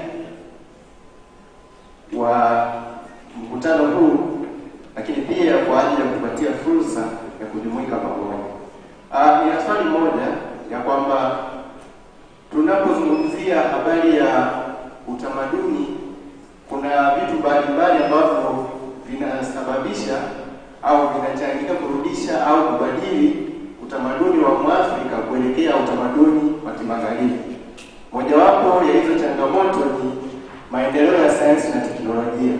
Sasa nauliza, ni kwa namna gani tutaweza kuendana na mabadiliko hayo ya sayansi na teknolojia huku tukidumisha utamaduni wa Kiafrika? Asante. Yeah. It's a nice question. First of all, he commends the two governments, and particularly our colleagues from South Africa, for coming forward to enhance this cultural relationship. But he has a question. He says, while we are trying our best to make sure that our culture is promoted and is also applied between the two countries, but we are facing a challenge on the technology. On the technology that actually is almost a detrimental to our efforts for promoting our culture, particularly for these two countries. How are we going to overcome it? Last question. Oh. 1, 2, 3. Okay, let's go there. the high table will lead me. If how many should I allow? There are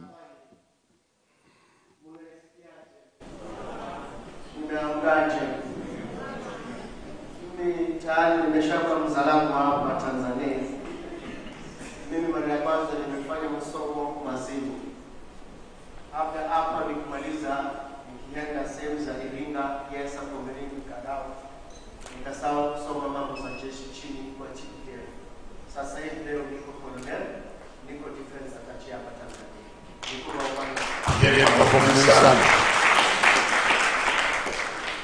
Then let me come to certain questions there that I know, specifically the one that you have just referred to, technology. There are a number of bilateral agreements between the government of the Republic of Tanzania and the Republic of South Africa.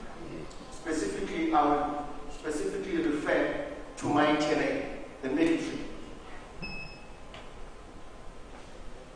In terms of skills transfer, specifically referring to science and technology.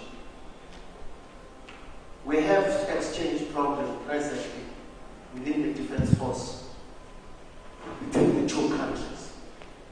I'm referring here to training of pilots. I'm referring here to the transfer of skills in terms of science and technology. Because I am charged in talking directly with the TPDF officials with reference to that. Yes, you are quite right to ask the question. We have not yet fulfilled the larger domain. We are yet to fulfill that domain. I hope I've answered the question. Then let me come back to you in terms of culture as an economic tool in this regard. Musicians are paid. You were quite right to request the two governments to actively push forward with the programs of investing in culture. Because when you refer to culture, you are referring to us, our living, the way we grow up, the way we talk to our parents, the way we talk to each other. We are quite right to request our government and the government of Tanzania to invest. Please, Minister, do we invest in the country so as to promote the cooperation and the youth enhancements in terms of the youth joining the hierarchy in terms of economic empowerment, specifically with culture. Asante sana.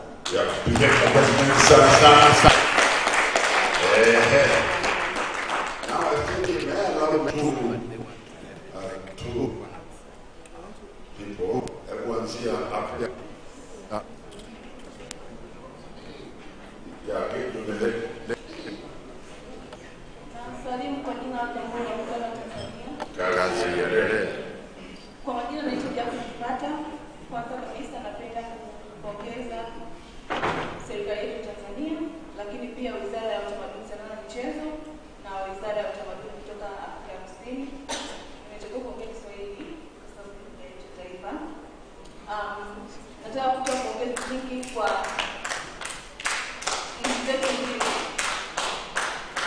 Tanzania na Afrika Kusini, kwa culture season hii kupata kibali cha kuendelea nchini kwetu. Mimi ni mmoja wa wanafunzi walionufaika na mahusiano haya kwa sababu nimesoma shule ya msingi Solomon Malangu Mazibu Morogoro, lakini pia nilibahatika pia kuchaguliwa kwenda Dakar High School. Kwa hiyo ninapoona jambo kama hili linalohusu South Africa na Tanzania nafarijika, lakini pia inaonyesha jinsi gani tunaendelea kudumisha mahusiano ya nchi zetu mbili. Hivyo basi nazidi kuhamasisha vijana wenzangu tusisubiri kujifunza kupitia washa kama hizi, lakini pia tuwe sisi wenyewe tunatafuta kujua kuhusu taarifa na historia za hizi nchi zetu. Itatusaidia sisi kujua zaidi, lakini pia participate katika mambo mbalimbali. Na zidi kuwapongeza sana na kuongeza wanafunzi waliokuja kushiriki hapa. Mungu aibariki Tanzania, Mungu aibariki South Africa. Asante. She says she's a beneficiary of this cultural sort of cooperation because she studied at Mazimbu Primary School, you can imagine. But she has given a very vital sort of advice that he's arguing to her fellow youth that we shouldn't only wait to be told by someone or by the two governments, but let us take initiative of ourselves to learn from reading maybe magazines and even the technology that we have. Because I'm sure we are communicating very much about other things. Why can't you communicate about enhancing culture between us, South Africa and Tanzania? This is her message. Hongera sana. Pigeni makofi mengi sana. Last. Oh, mama. I am pempe. Wa mwisho pale.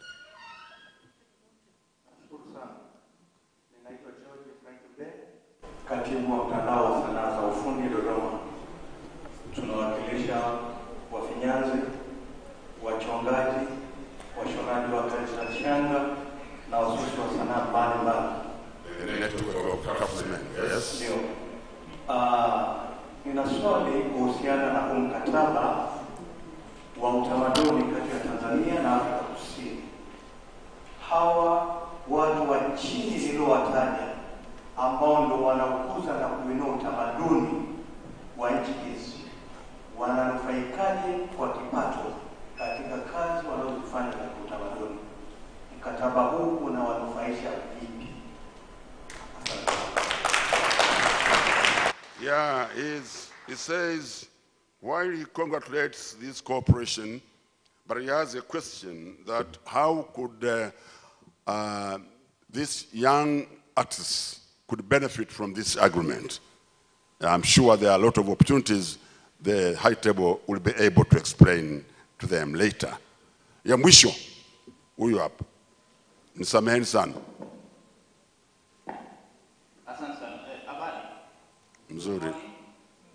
Bona, unjani.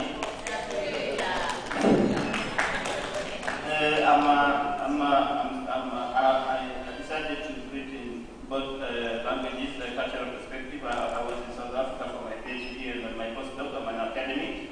I'm an archaeologist as well. So I teach at the University of Dodoma. So my point of view would be really very academic. What I want to say is that for these programs, South African cultural season and festivals and so on and so forth, to be very meaningful, we have to, African countries have to address the key problem that, from my point of view, that I see as the main problem of facing Africa today. And that is none other than mental and cultural colonialism that is so deep in Africa. And of course, not forgetting even in the curriculum that is that we are offering in many education institutions in the continent.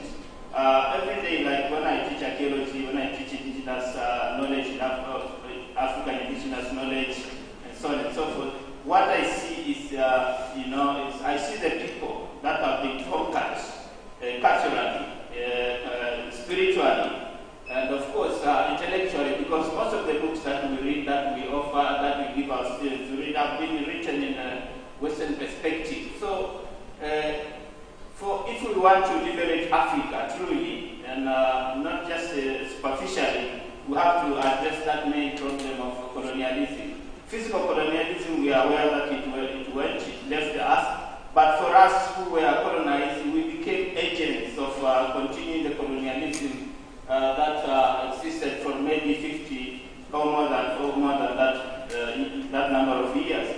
So my call to these two governments, South Africa and Tanzania, is really to invest in the curriculum that should be able to liberate this continent meaningfully, not just superficially, because technology is not a problem. We are aware that Chinese are probably one of the leading countries in technology, and they are not speaking English, they are speaking Mandarin. So the languages, you know, we are stressing in Tanzania, for example, our babies when they are growing, when they are going to school, you know, the emphasis is on English, not really something meaningful in their lives. So for me, it's like this country is really going straight to hell. It's continuing to, you know, this level of colonialism that we received a long time ago. So, thank you for that. My name is Kokeli Liano. Thank you very much. You see, theologians or religious people are just like politicians. If you give them an opportunity to talk, you know. But anachosema ni kwamba bado tuna tongotongo la ukoloni. Kwa anaziomba nchi hizi mbili zitengeneze huko kwenye mitaala namna gani ambapo tunaweza tukaondokana na swala zima la kufikiria tufanye kama wakoloni, tufanye kama fulani. Hapana, tufanye kama wa Tanzania. Let us be just ourselves, kama wa South Africa na sio vinginevyo. Kwa hiyo hayo ndio mawazo yaliyotolewa na wenzetu. Sasa naomba tusikilize meza kuu ikijibu au ikitoa ufafanuzi kuhusu swala hili. Na may I now welcome the High Table to respond. Who is going to start? Yeah, the Deputy Minister. Au uje huku? You want me to go? Yes. I want you to be more free. I thought you've all seen me. You want to see me again? Okay. I'm coming. Yes. Pigeni makofi mengi sana.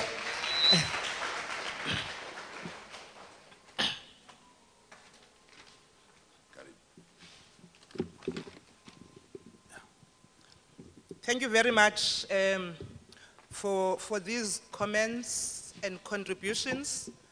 I just want to say the conversations are very critical, that we should actually allow ourselves to listen to each other, because sometimes in dialogue, you are able to find something that you would not have thought about. And it is very critical that in platforms like this, we always find time to have these conversations. A lot of the contributions that I have listened to are not necessarily questions, more than they are contributions that want to enhance the program, that also are saying to us as policymakers, don't do this just because you want to tick the boxes. Do this because it must be meaningful to both the people of Tanzania and the people of South Africa. But it also must be very meaningful to us as young people. That's what I heard in the conversation and in the discussion. Of course, the student president that spoke first is saying we need to protect our culture and our future because culture is the economy. I couldn't agree more with that statement. And I think we all agree that culture is the economy. And you would remember when I spoke earlier on, I said there's been a research, by the way, that has been done by the South African Cultural Observatory. We call it SOCA. It's an organization that has looked at the role of culture and the creatives in South Africa in the GDP of the country. What role have they played? And one of the things that we are doing is that this research is being done now in many countries in the world. Ours has been represented at the United Nations, UNCTAD, but we are also saying the African countries, all of them, we are ready and we are willing to make sure that we assist the countries to have these research bodies, to make sure that when we talk culture and economy, we don't thumbsuck. We've got facts and figures in our hands. Tomorrow, the delegation from soccer will be arriving in the country because they will be interacting with the officials from Tanzania to make sure that we are able to assist in making sure that when we talk culture is economy, it is not just a slogan. It is something that we are able to interpret and talk about it.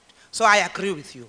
Culture is economy, and culture needs to be protected. It is our culture. The second input that I listened to was about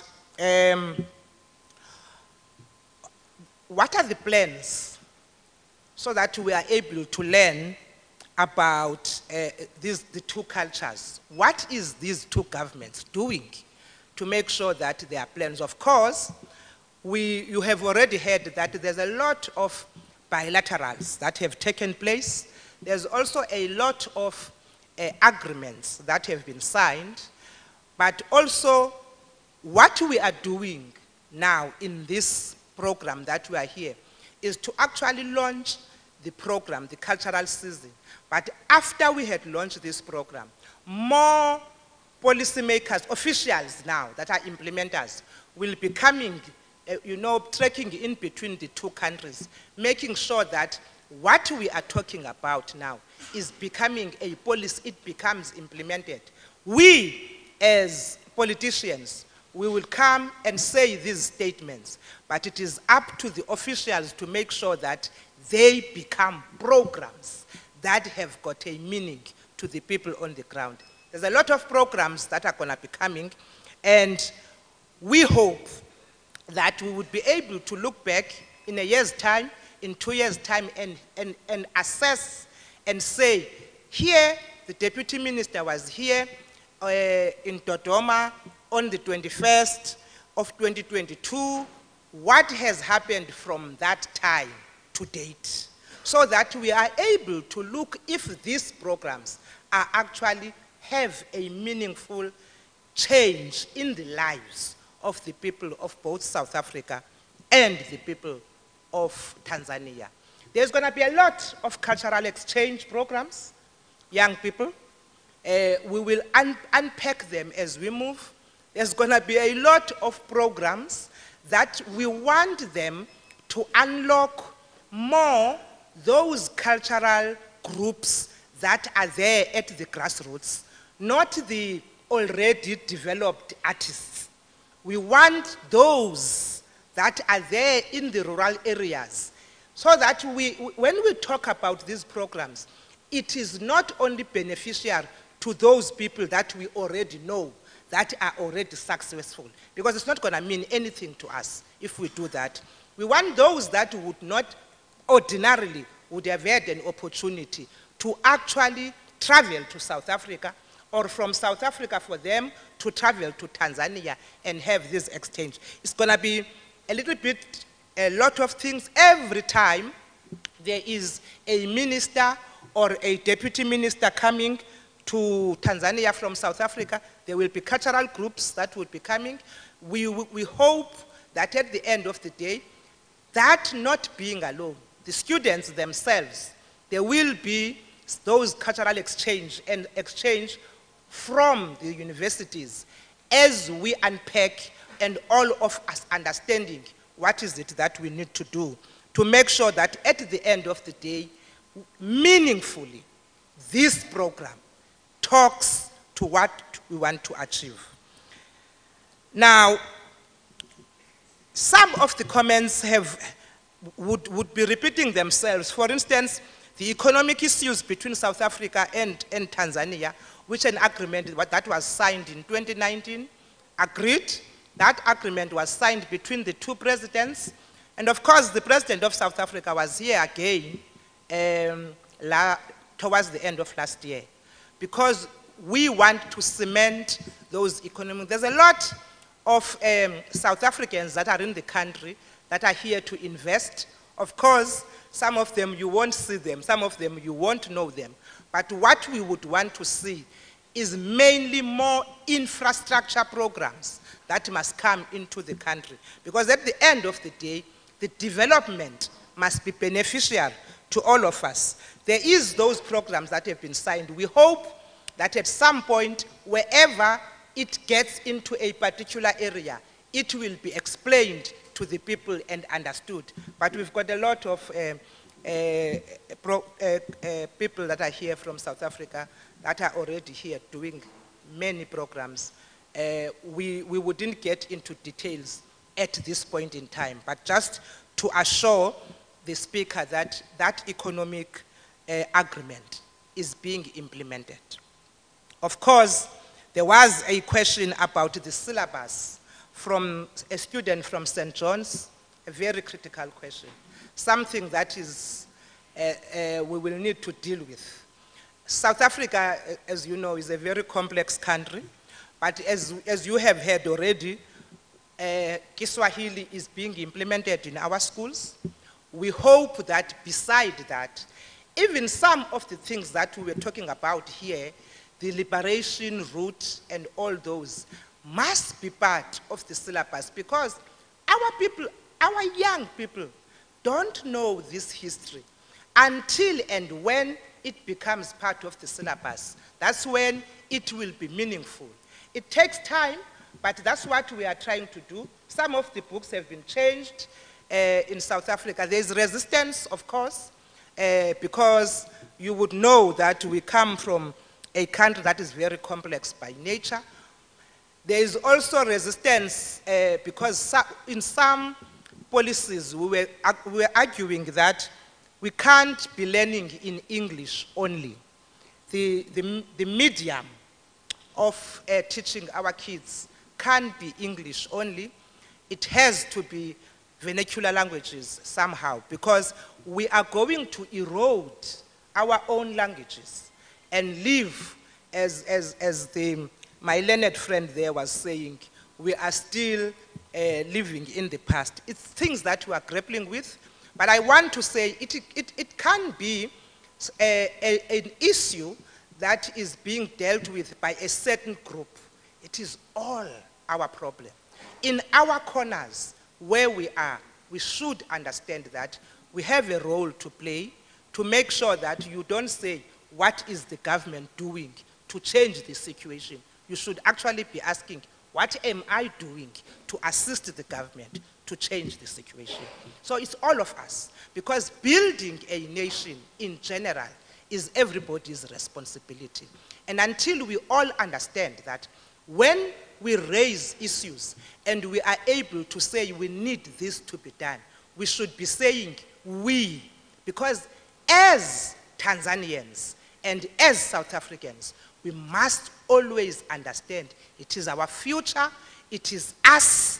We must take the future into our hands. We have to make sure that the politicians are able and they know when they implement programs, they are implementing what you want. And they are implementing what we have taken from you.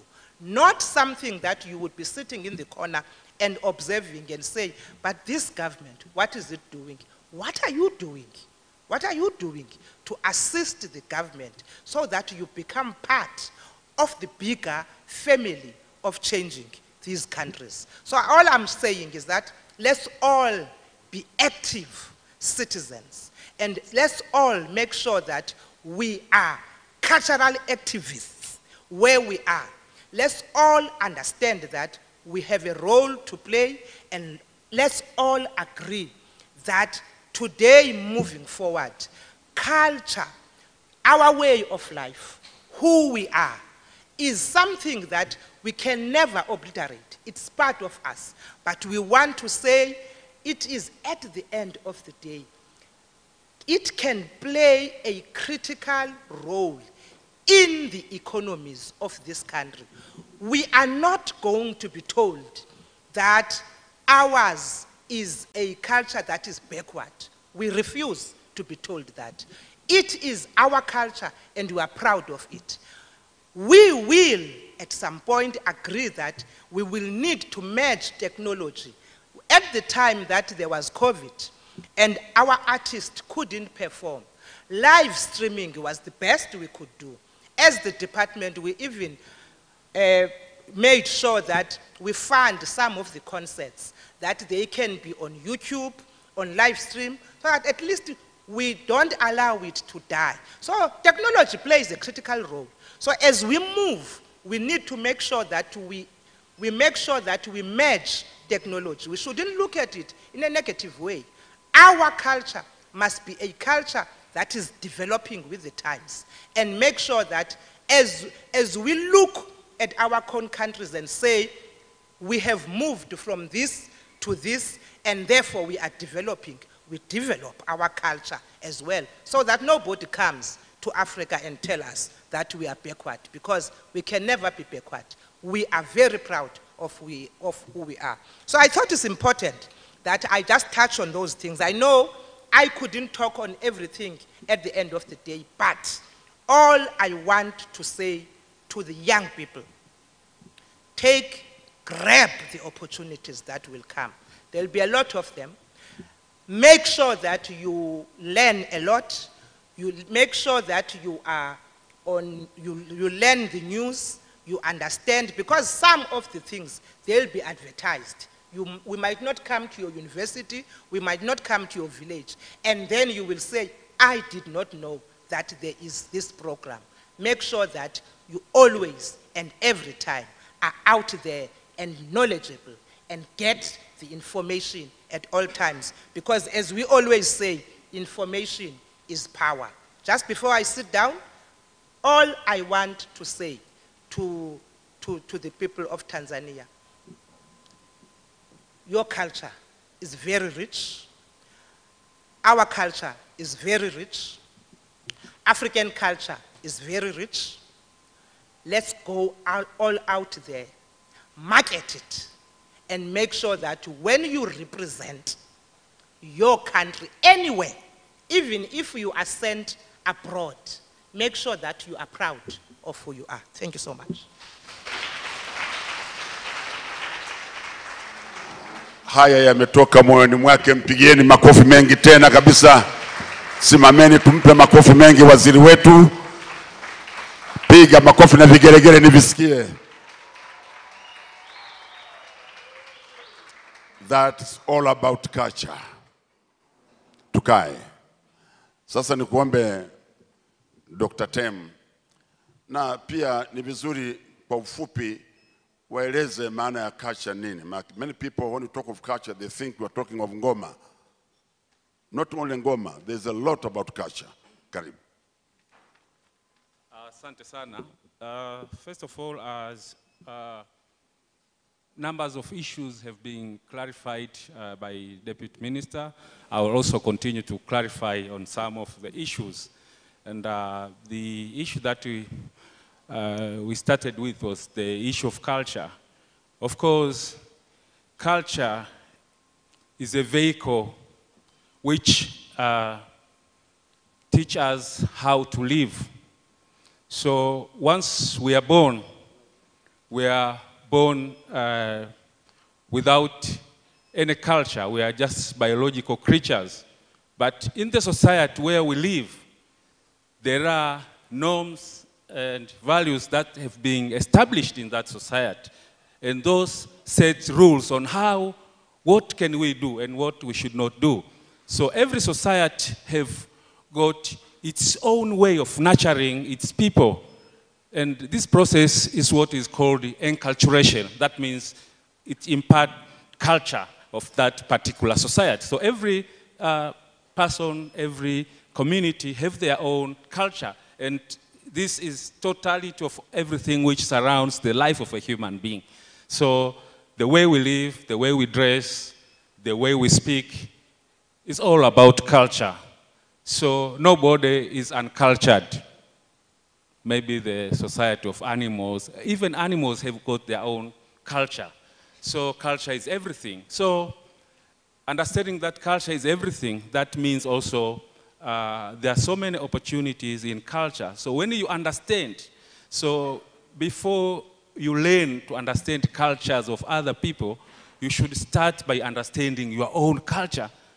I know a lot of youth here are born in town. They've never been to their village.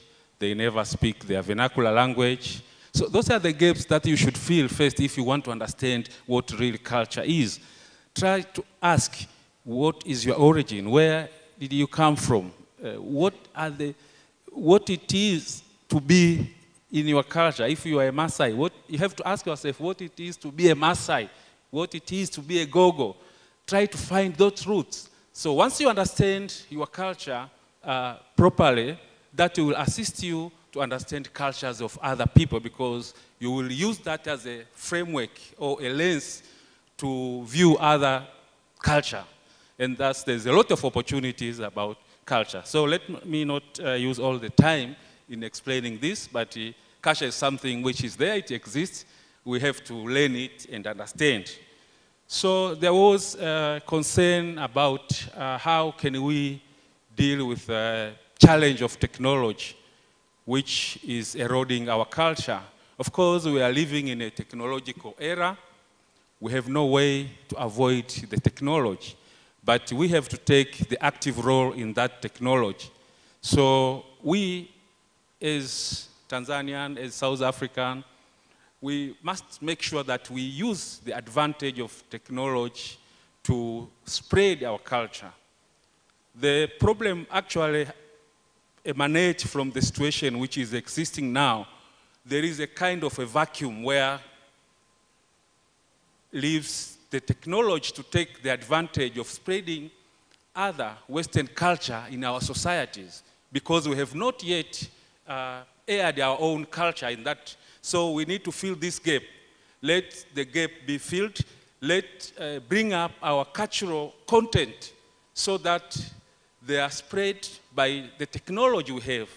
That's only solution to this challenge of technology. And of course, we can do that only if the youth understand and value their culture. If you value your culture, of course, you can be able to promote it. Let's don't feel shy of our culture. Let's promote it. Fill the gap. So once everything is filled, then you will reach a situation where you can be proud and your culture will be strong, and this technology will be used only as a tool to spread your culture. And also, let's also take part, even be part of our expert, IT expert, be part of developing those technological systems so that we can use those to promote our own, and we can use those for our own interest. Don't let other people to create technology for us. We can develop our own technology. So that's how we can deal with the culture. And this one is also very much related with what Dr. Kokele has addressed, that how we are still having a challenge of living in a mental and a cultural mentality which is a colonial. Everything it's really a challenge, because we are proud of colonial remnants in our societies. We are not able to develop our own things. So to be able to overcome that kind of mentality or that kind of problem, we need to change. We know the education system that was created by the colonialists, the experts who wrote those historical books, the kind of curriculums that were developed those days were somehow inflicted with that kind of a colonial mentality. So we need to do more indigenous research, find out who we are, and also most of our intellectuals, the academicians, should use the opportunities to do research and write books about ourselves, about our history, and tell the truth, because some of those colonial literature, they are very deceptive. They are not writing the true history. So we need to overcome that. The academician, let us stand up, work hard, make sure that we overcome this. As it has been expressed correctly by the Deputy Minister, that we the government, of course, listens to this concern, but together, if all of us play our part, we can change this kind of mentality. So it's, if we do our role, all will be cleared. Another concern was a concern from Secretary of Groups of Arts and Crafts, who asked whether how this contract between Tanzania and South Africa will benefit the people or the artists in the grassroots, those who are producing crafts and other products. Actually, these contracts, it's focused in that area particularly to make sure that the sector, actually the culture sector is built by these different crafts. When we are talking of culture, we are talking of arts, crafts, and all other creative products that are produced in that community. So this contract promotes the sector. That means all these groups will be promoted so that they can benefit. And the big issue here is to see how we use those arts, crafts, and creative products to elevate our economies, the economies of our two countries. And so the two countries work together to develop their cultural sector, but also to find markets for the arts, so that we want Tanzanian products, South African products to be of a higher quality, but also to secure market in Africa and outside Africa, so that they can bring more income to the people who are doing that. And we want it to be really an employment which can bring benefit. Of course, there was concern also on how the government should invest. Of course, the government is taking all those comments on board, and already the government is doing a lot of investment to make sure that culture is promoted. And now the government is working very hard, as if being aware that now we are doing a lot of things to make sure that culture is promoted. And it is this very year that our ministry launched an important event, that is a National Cultural Festival that was launched on July. So this will be an annual event that there will be a cultural festival that will involve all the regions of the country, and it will be rotating from different parts of the country.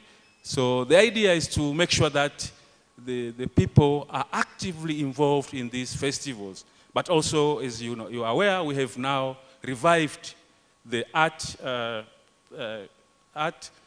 Cultural Trust Fund. The Cultural Trust Fund has the aim of giving opportunities for finance to artists who are doing their work, so that they can promote or they can produce their work. So this trust fund aims at promoting those artists at the grassroots, so that they can produce more quality products, but also they can have access to capital. So also to ensure that they are trained so that they produce things that are marketable, and also they can be competitive in Africa and in the world at large. So after saying that, I should stop here by just finalizing, just insisting that we are all cultural animals. We have to play our part. Let's start by promoting our own culture. Start by promoting the culture in your village. Promote the culture in your district. Promote the culture in your region. Promote the national culture. In that way, we can win the battle. Thank you very much for this opportunity. Makofi mengi tena. Tusimame tena tumpe makofi mengi mgeni wetu rasmi. Asante sana. tukae. Culture, culture, culture should be given priority number 1, number 2, number 3. Paka mwisho. Indefinitely. When we talk of culture, and we've been told here that we should value our culture. Mzee wa kanisani kule, I'll tell you, as one priest went to Australia for further studies, and when he came back here to Tanzania, and particularly to his church, he was given a chance to preach for the first time. But the tone of the Kiswahili he used was not the Kiswahili that we know. He completely changed. And even his mother tongue, Kigogo. Bayangu mbokwenye.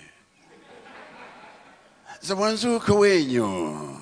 Like a European, you know? That's not culture, it's not you. Don't borrow somebody's culture and value it.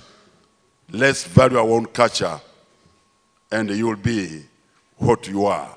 Pigeni makofi mengi sana kwa utamaduni wetu. I remember also now we have to thank the South African government.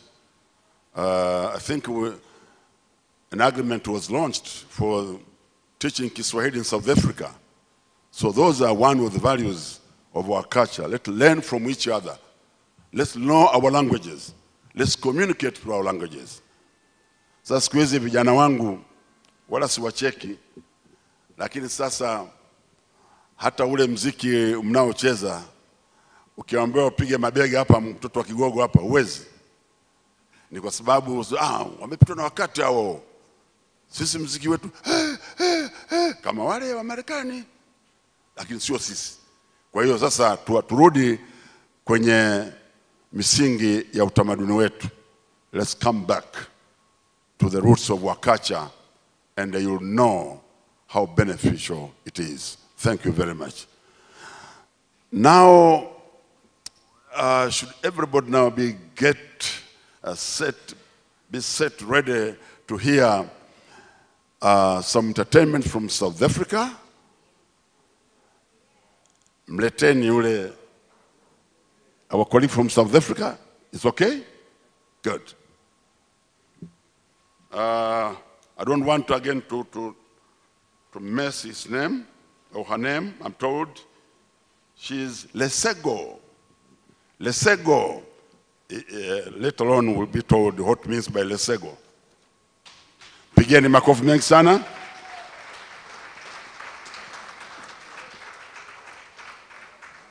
Hayatoshi makofi mengi kwa binti kama huyo. Binti mtanashati. Lesego from South Africa.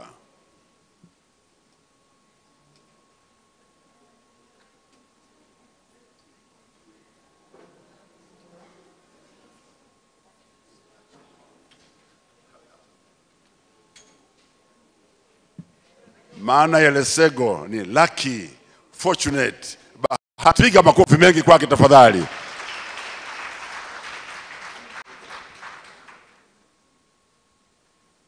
And she's going to play a very sophisticated music instrument.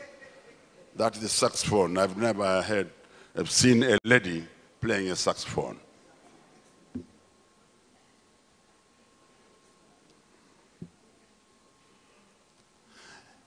Yeah, may I also draw to attention, when the South African delegation came to Tanzania, here in Dodoma, particularly the National Stadium, whereby the delegation was led, I think was Sisulu, Thabo Mbeki, they said, South Africa is free. Then Mwalimu said, no, South Africa is not free until apartheid is killed. Then we will know that South Africa is free. And indeed, Mandela became the president, and we were all proud of him, and we pray for him. Hongereni sana South Africa. Karibu sana.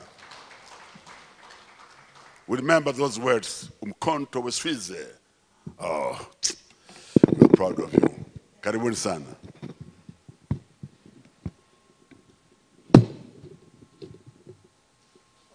Tayari? Yeah. She's ready. Kaeni mkao wa kula.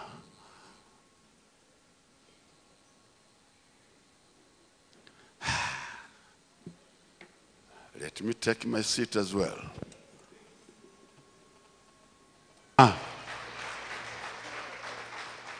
Wale wa Kristo, wimbo mnaukumbuka huu?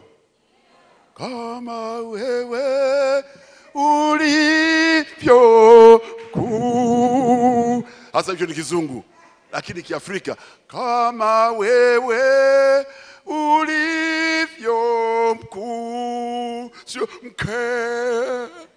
Pigeni makofi mengi sana kwa Biblia tena. Another one? Wow. Yes, I think another one.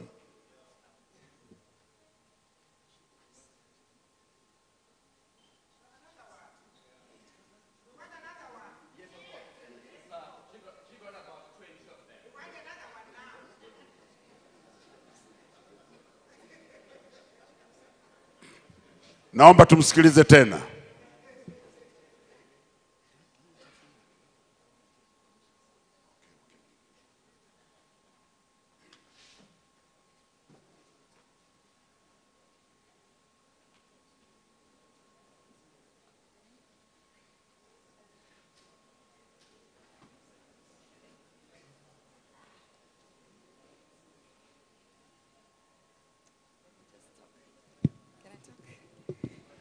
Good day, everyone. My name is Leseho. It's such an honor to be here, to be in Tanzania. It's my first time, and I'm hoping to come back again soon. This shows love. It shows love, and it shows that we are recognized. Thank you. I'm just gonna say that. I hope you enjoy my music.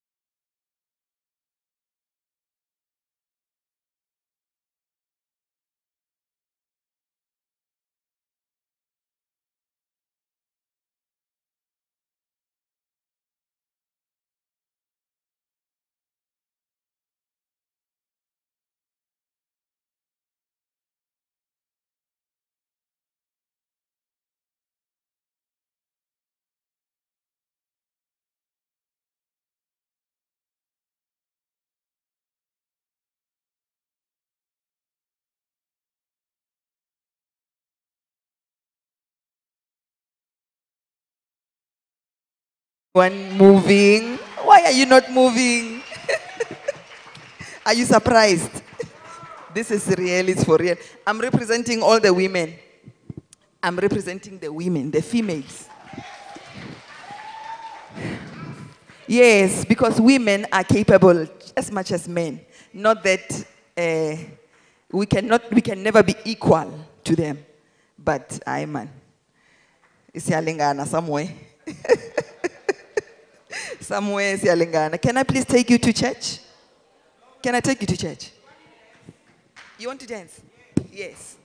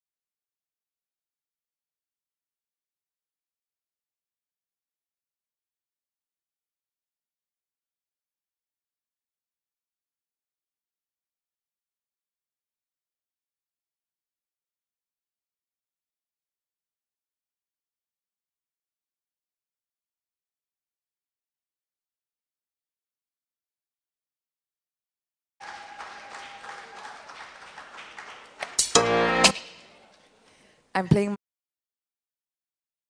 last one. Thank you. Thank you so much.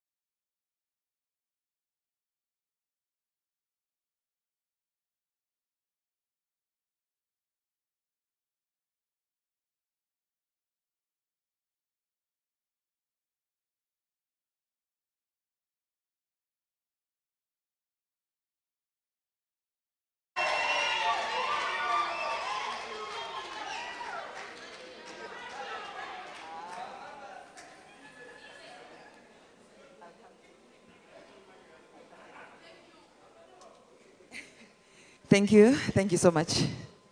Nyabonga. Yeah, tumpigie makofi mengi sana sana. Actually, she deserves what we call in Latin a summa cum laude, the highest praise. Makofi mengi sana sana. Honorable guest of honor, allow me to call another entertainment group, and that is Makunga. You've been seeing and hearing about orchestras, whereby they use trumpets, electronic organs. They use a variety of music instruments. But this time, you will witness the traditional instruments used by the people of Dodoma, the Wagogo. Makunga uze. Makunga kiingia uwanjani tafadhali.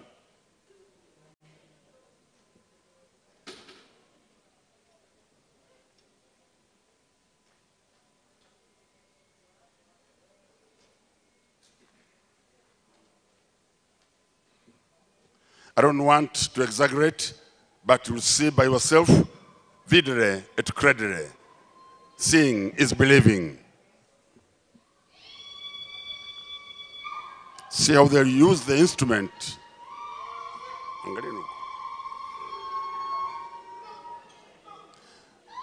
The marimba, the zeze.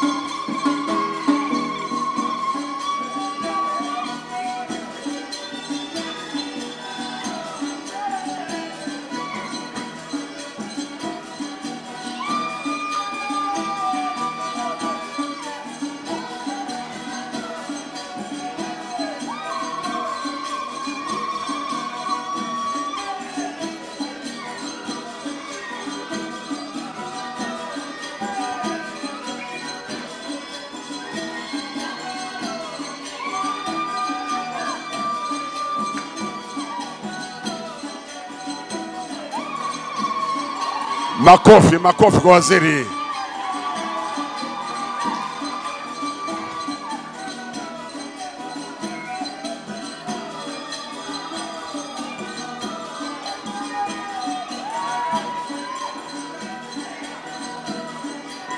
Safi sana.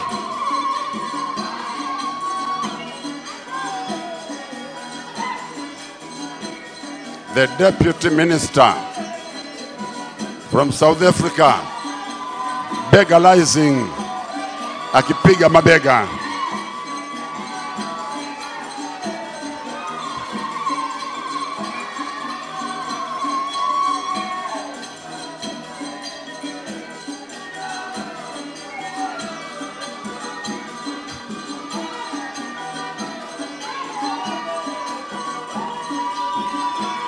That is South Africa and Tanzania.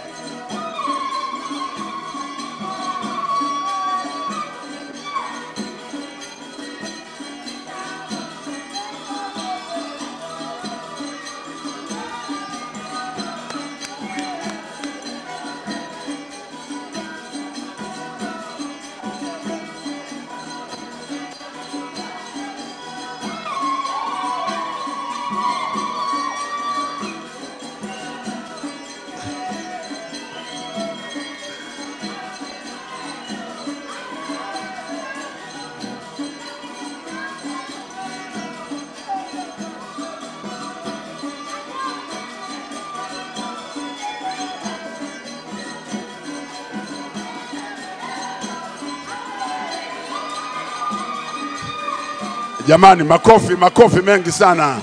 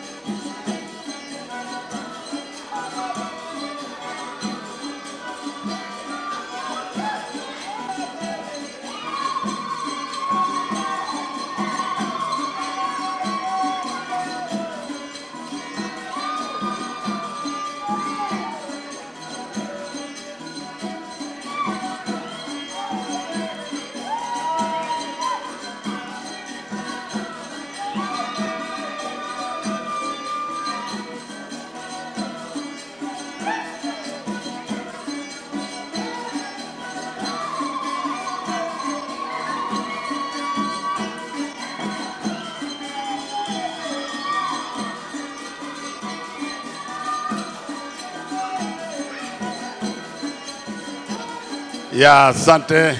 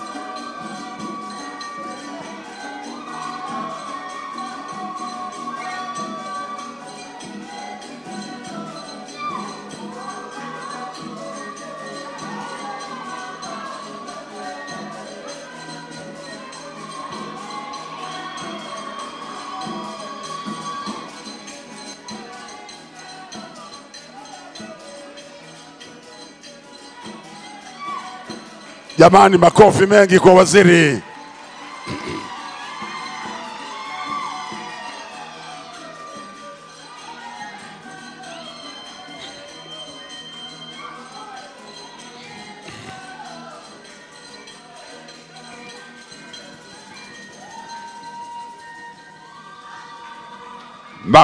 Makofi mengi sana sana.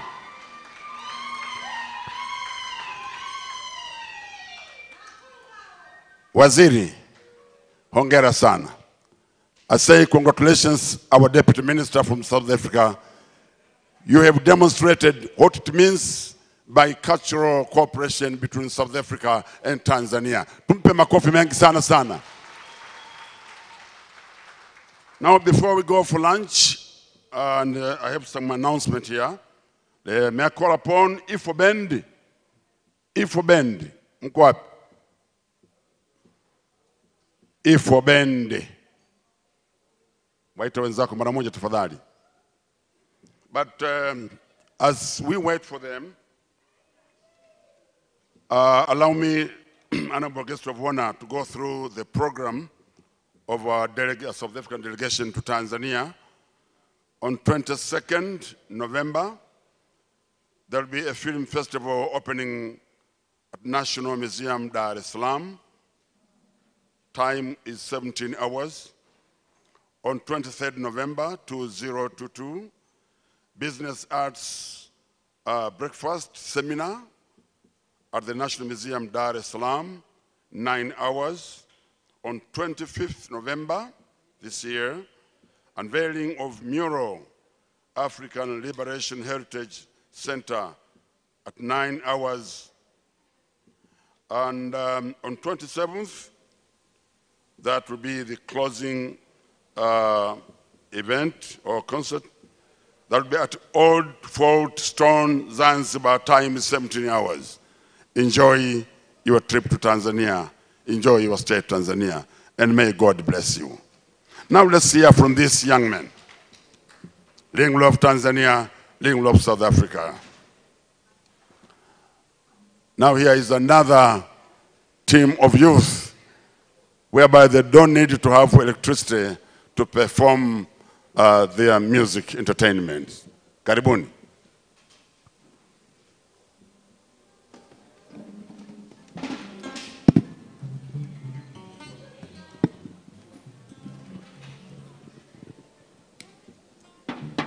One looks like a harp.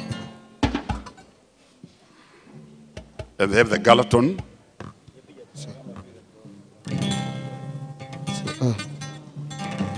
The drum as well. Now let's hear from the miracles.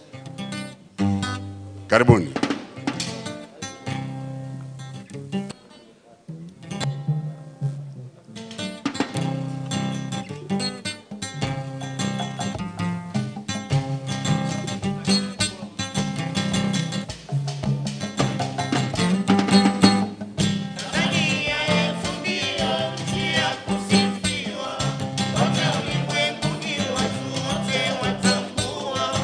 Tanzania yetu ndio nchi ya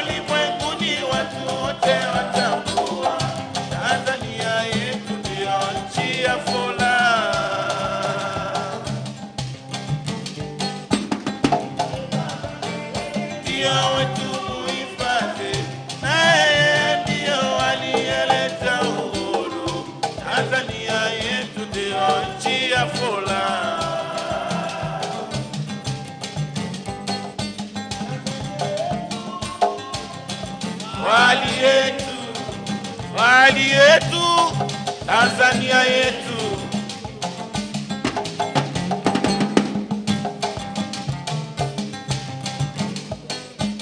Tanzania yetu ndiyo nchi ya kusifiwa, kote ulimwenguni watu wote watambua.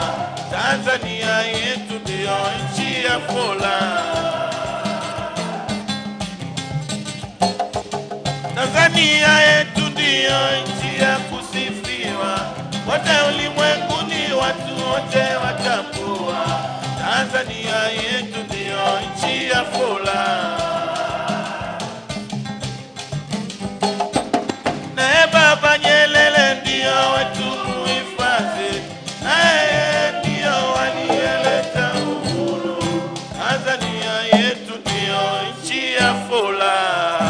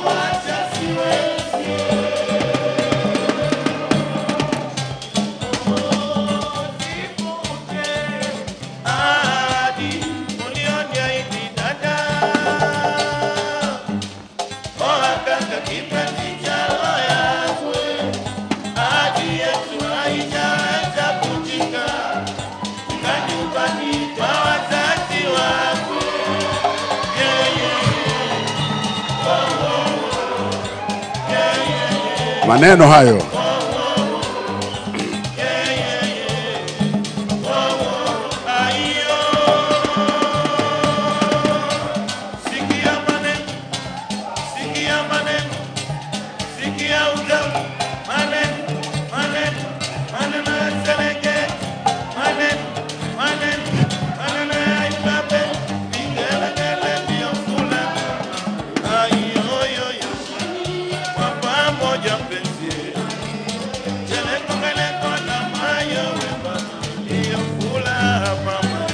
Wanamalizia napata shida niye mwenzetu, sina furaha.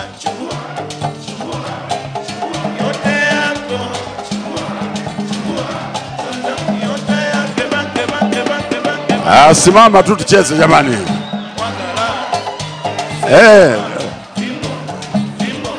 Yes.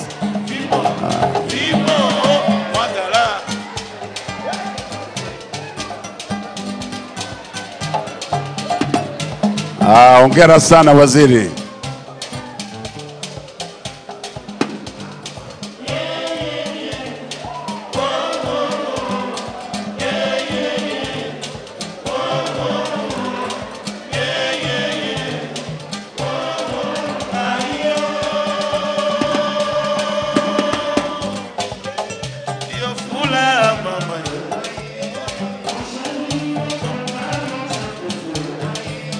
Vijana karibuni vijana. Wasichana mko wapi sijaona? Wasichana.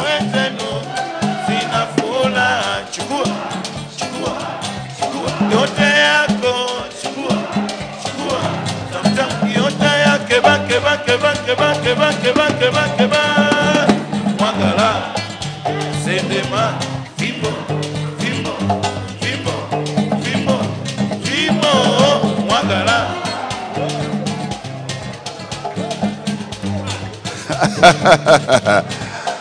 Wonderful. Yes, sir. Okay, Director General, congratulations. Endelea bwana, vipi?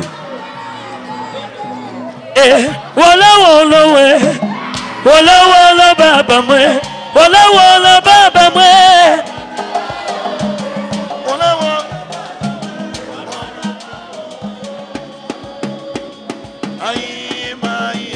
Naenda Kiringani baba, naenda kijiweni.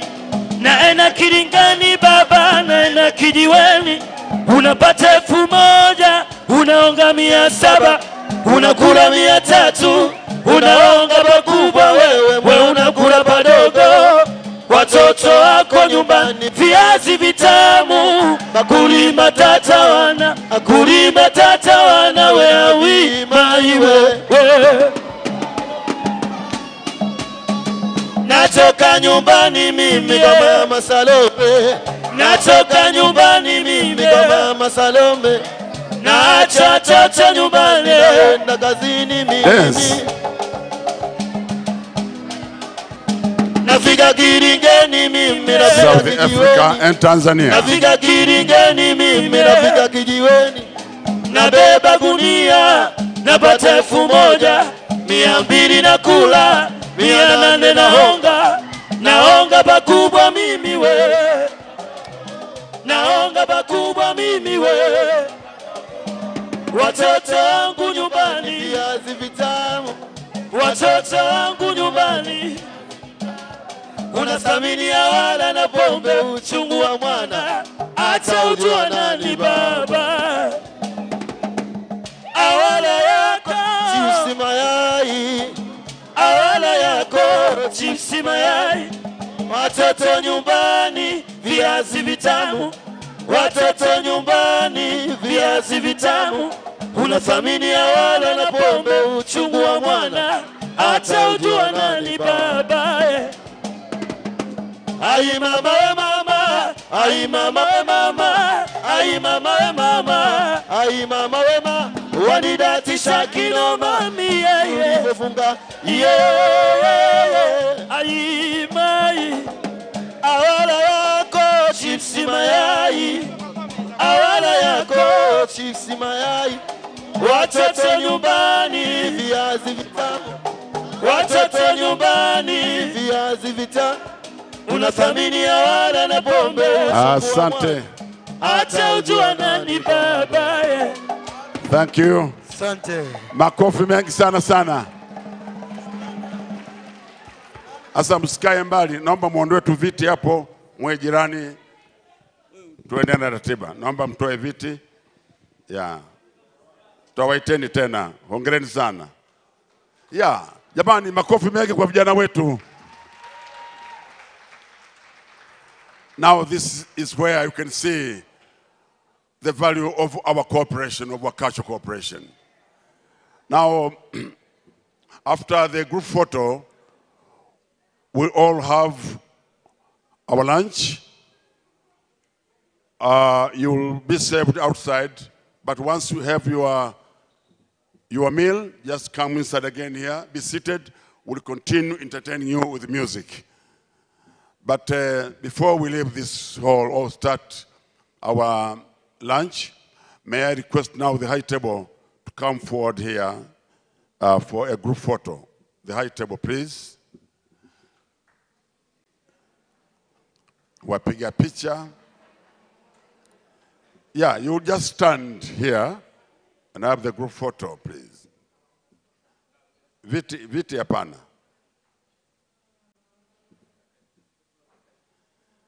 Just, you'll be standing.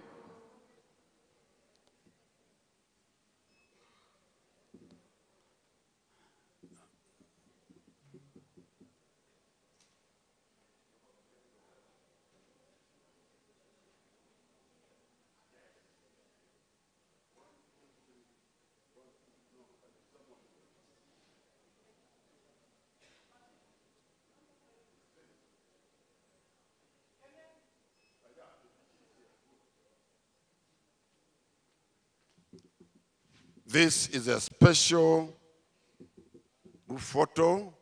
Malepe, Mr. Malepe, can you join us, please? Asante. Madam Joy, come and join us here, please. Just want the guest of honor to be equally flanked. Good. Yeah.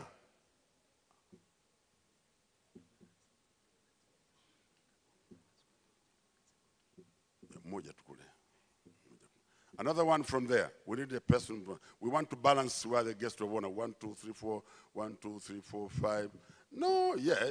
One there, please. On the right. No one? From South Africa?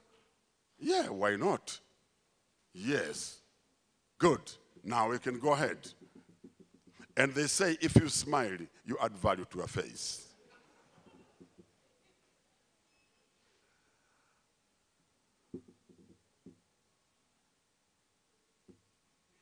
Thank you. Now, Bado. Now from there, may I request now Dr. Mnata to lead the high table. Yes. Yeah, just lead them, please. Sasa wengine tutawatangazieni namna tutakavyokwenda kupata chakula. Tusisimame bila kuinuliwa kwenye kiti, ili tusiwe na misururu mirefu bila sababu yoyote. So the organizing committee will be inviting table by table so that we don't have unnecessary long queues. Enjoy the lunch and thank you very much for your kind cooperation.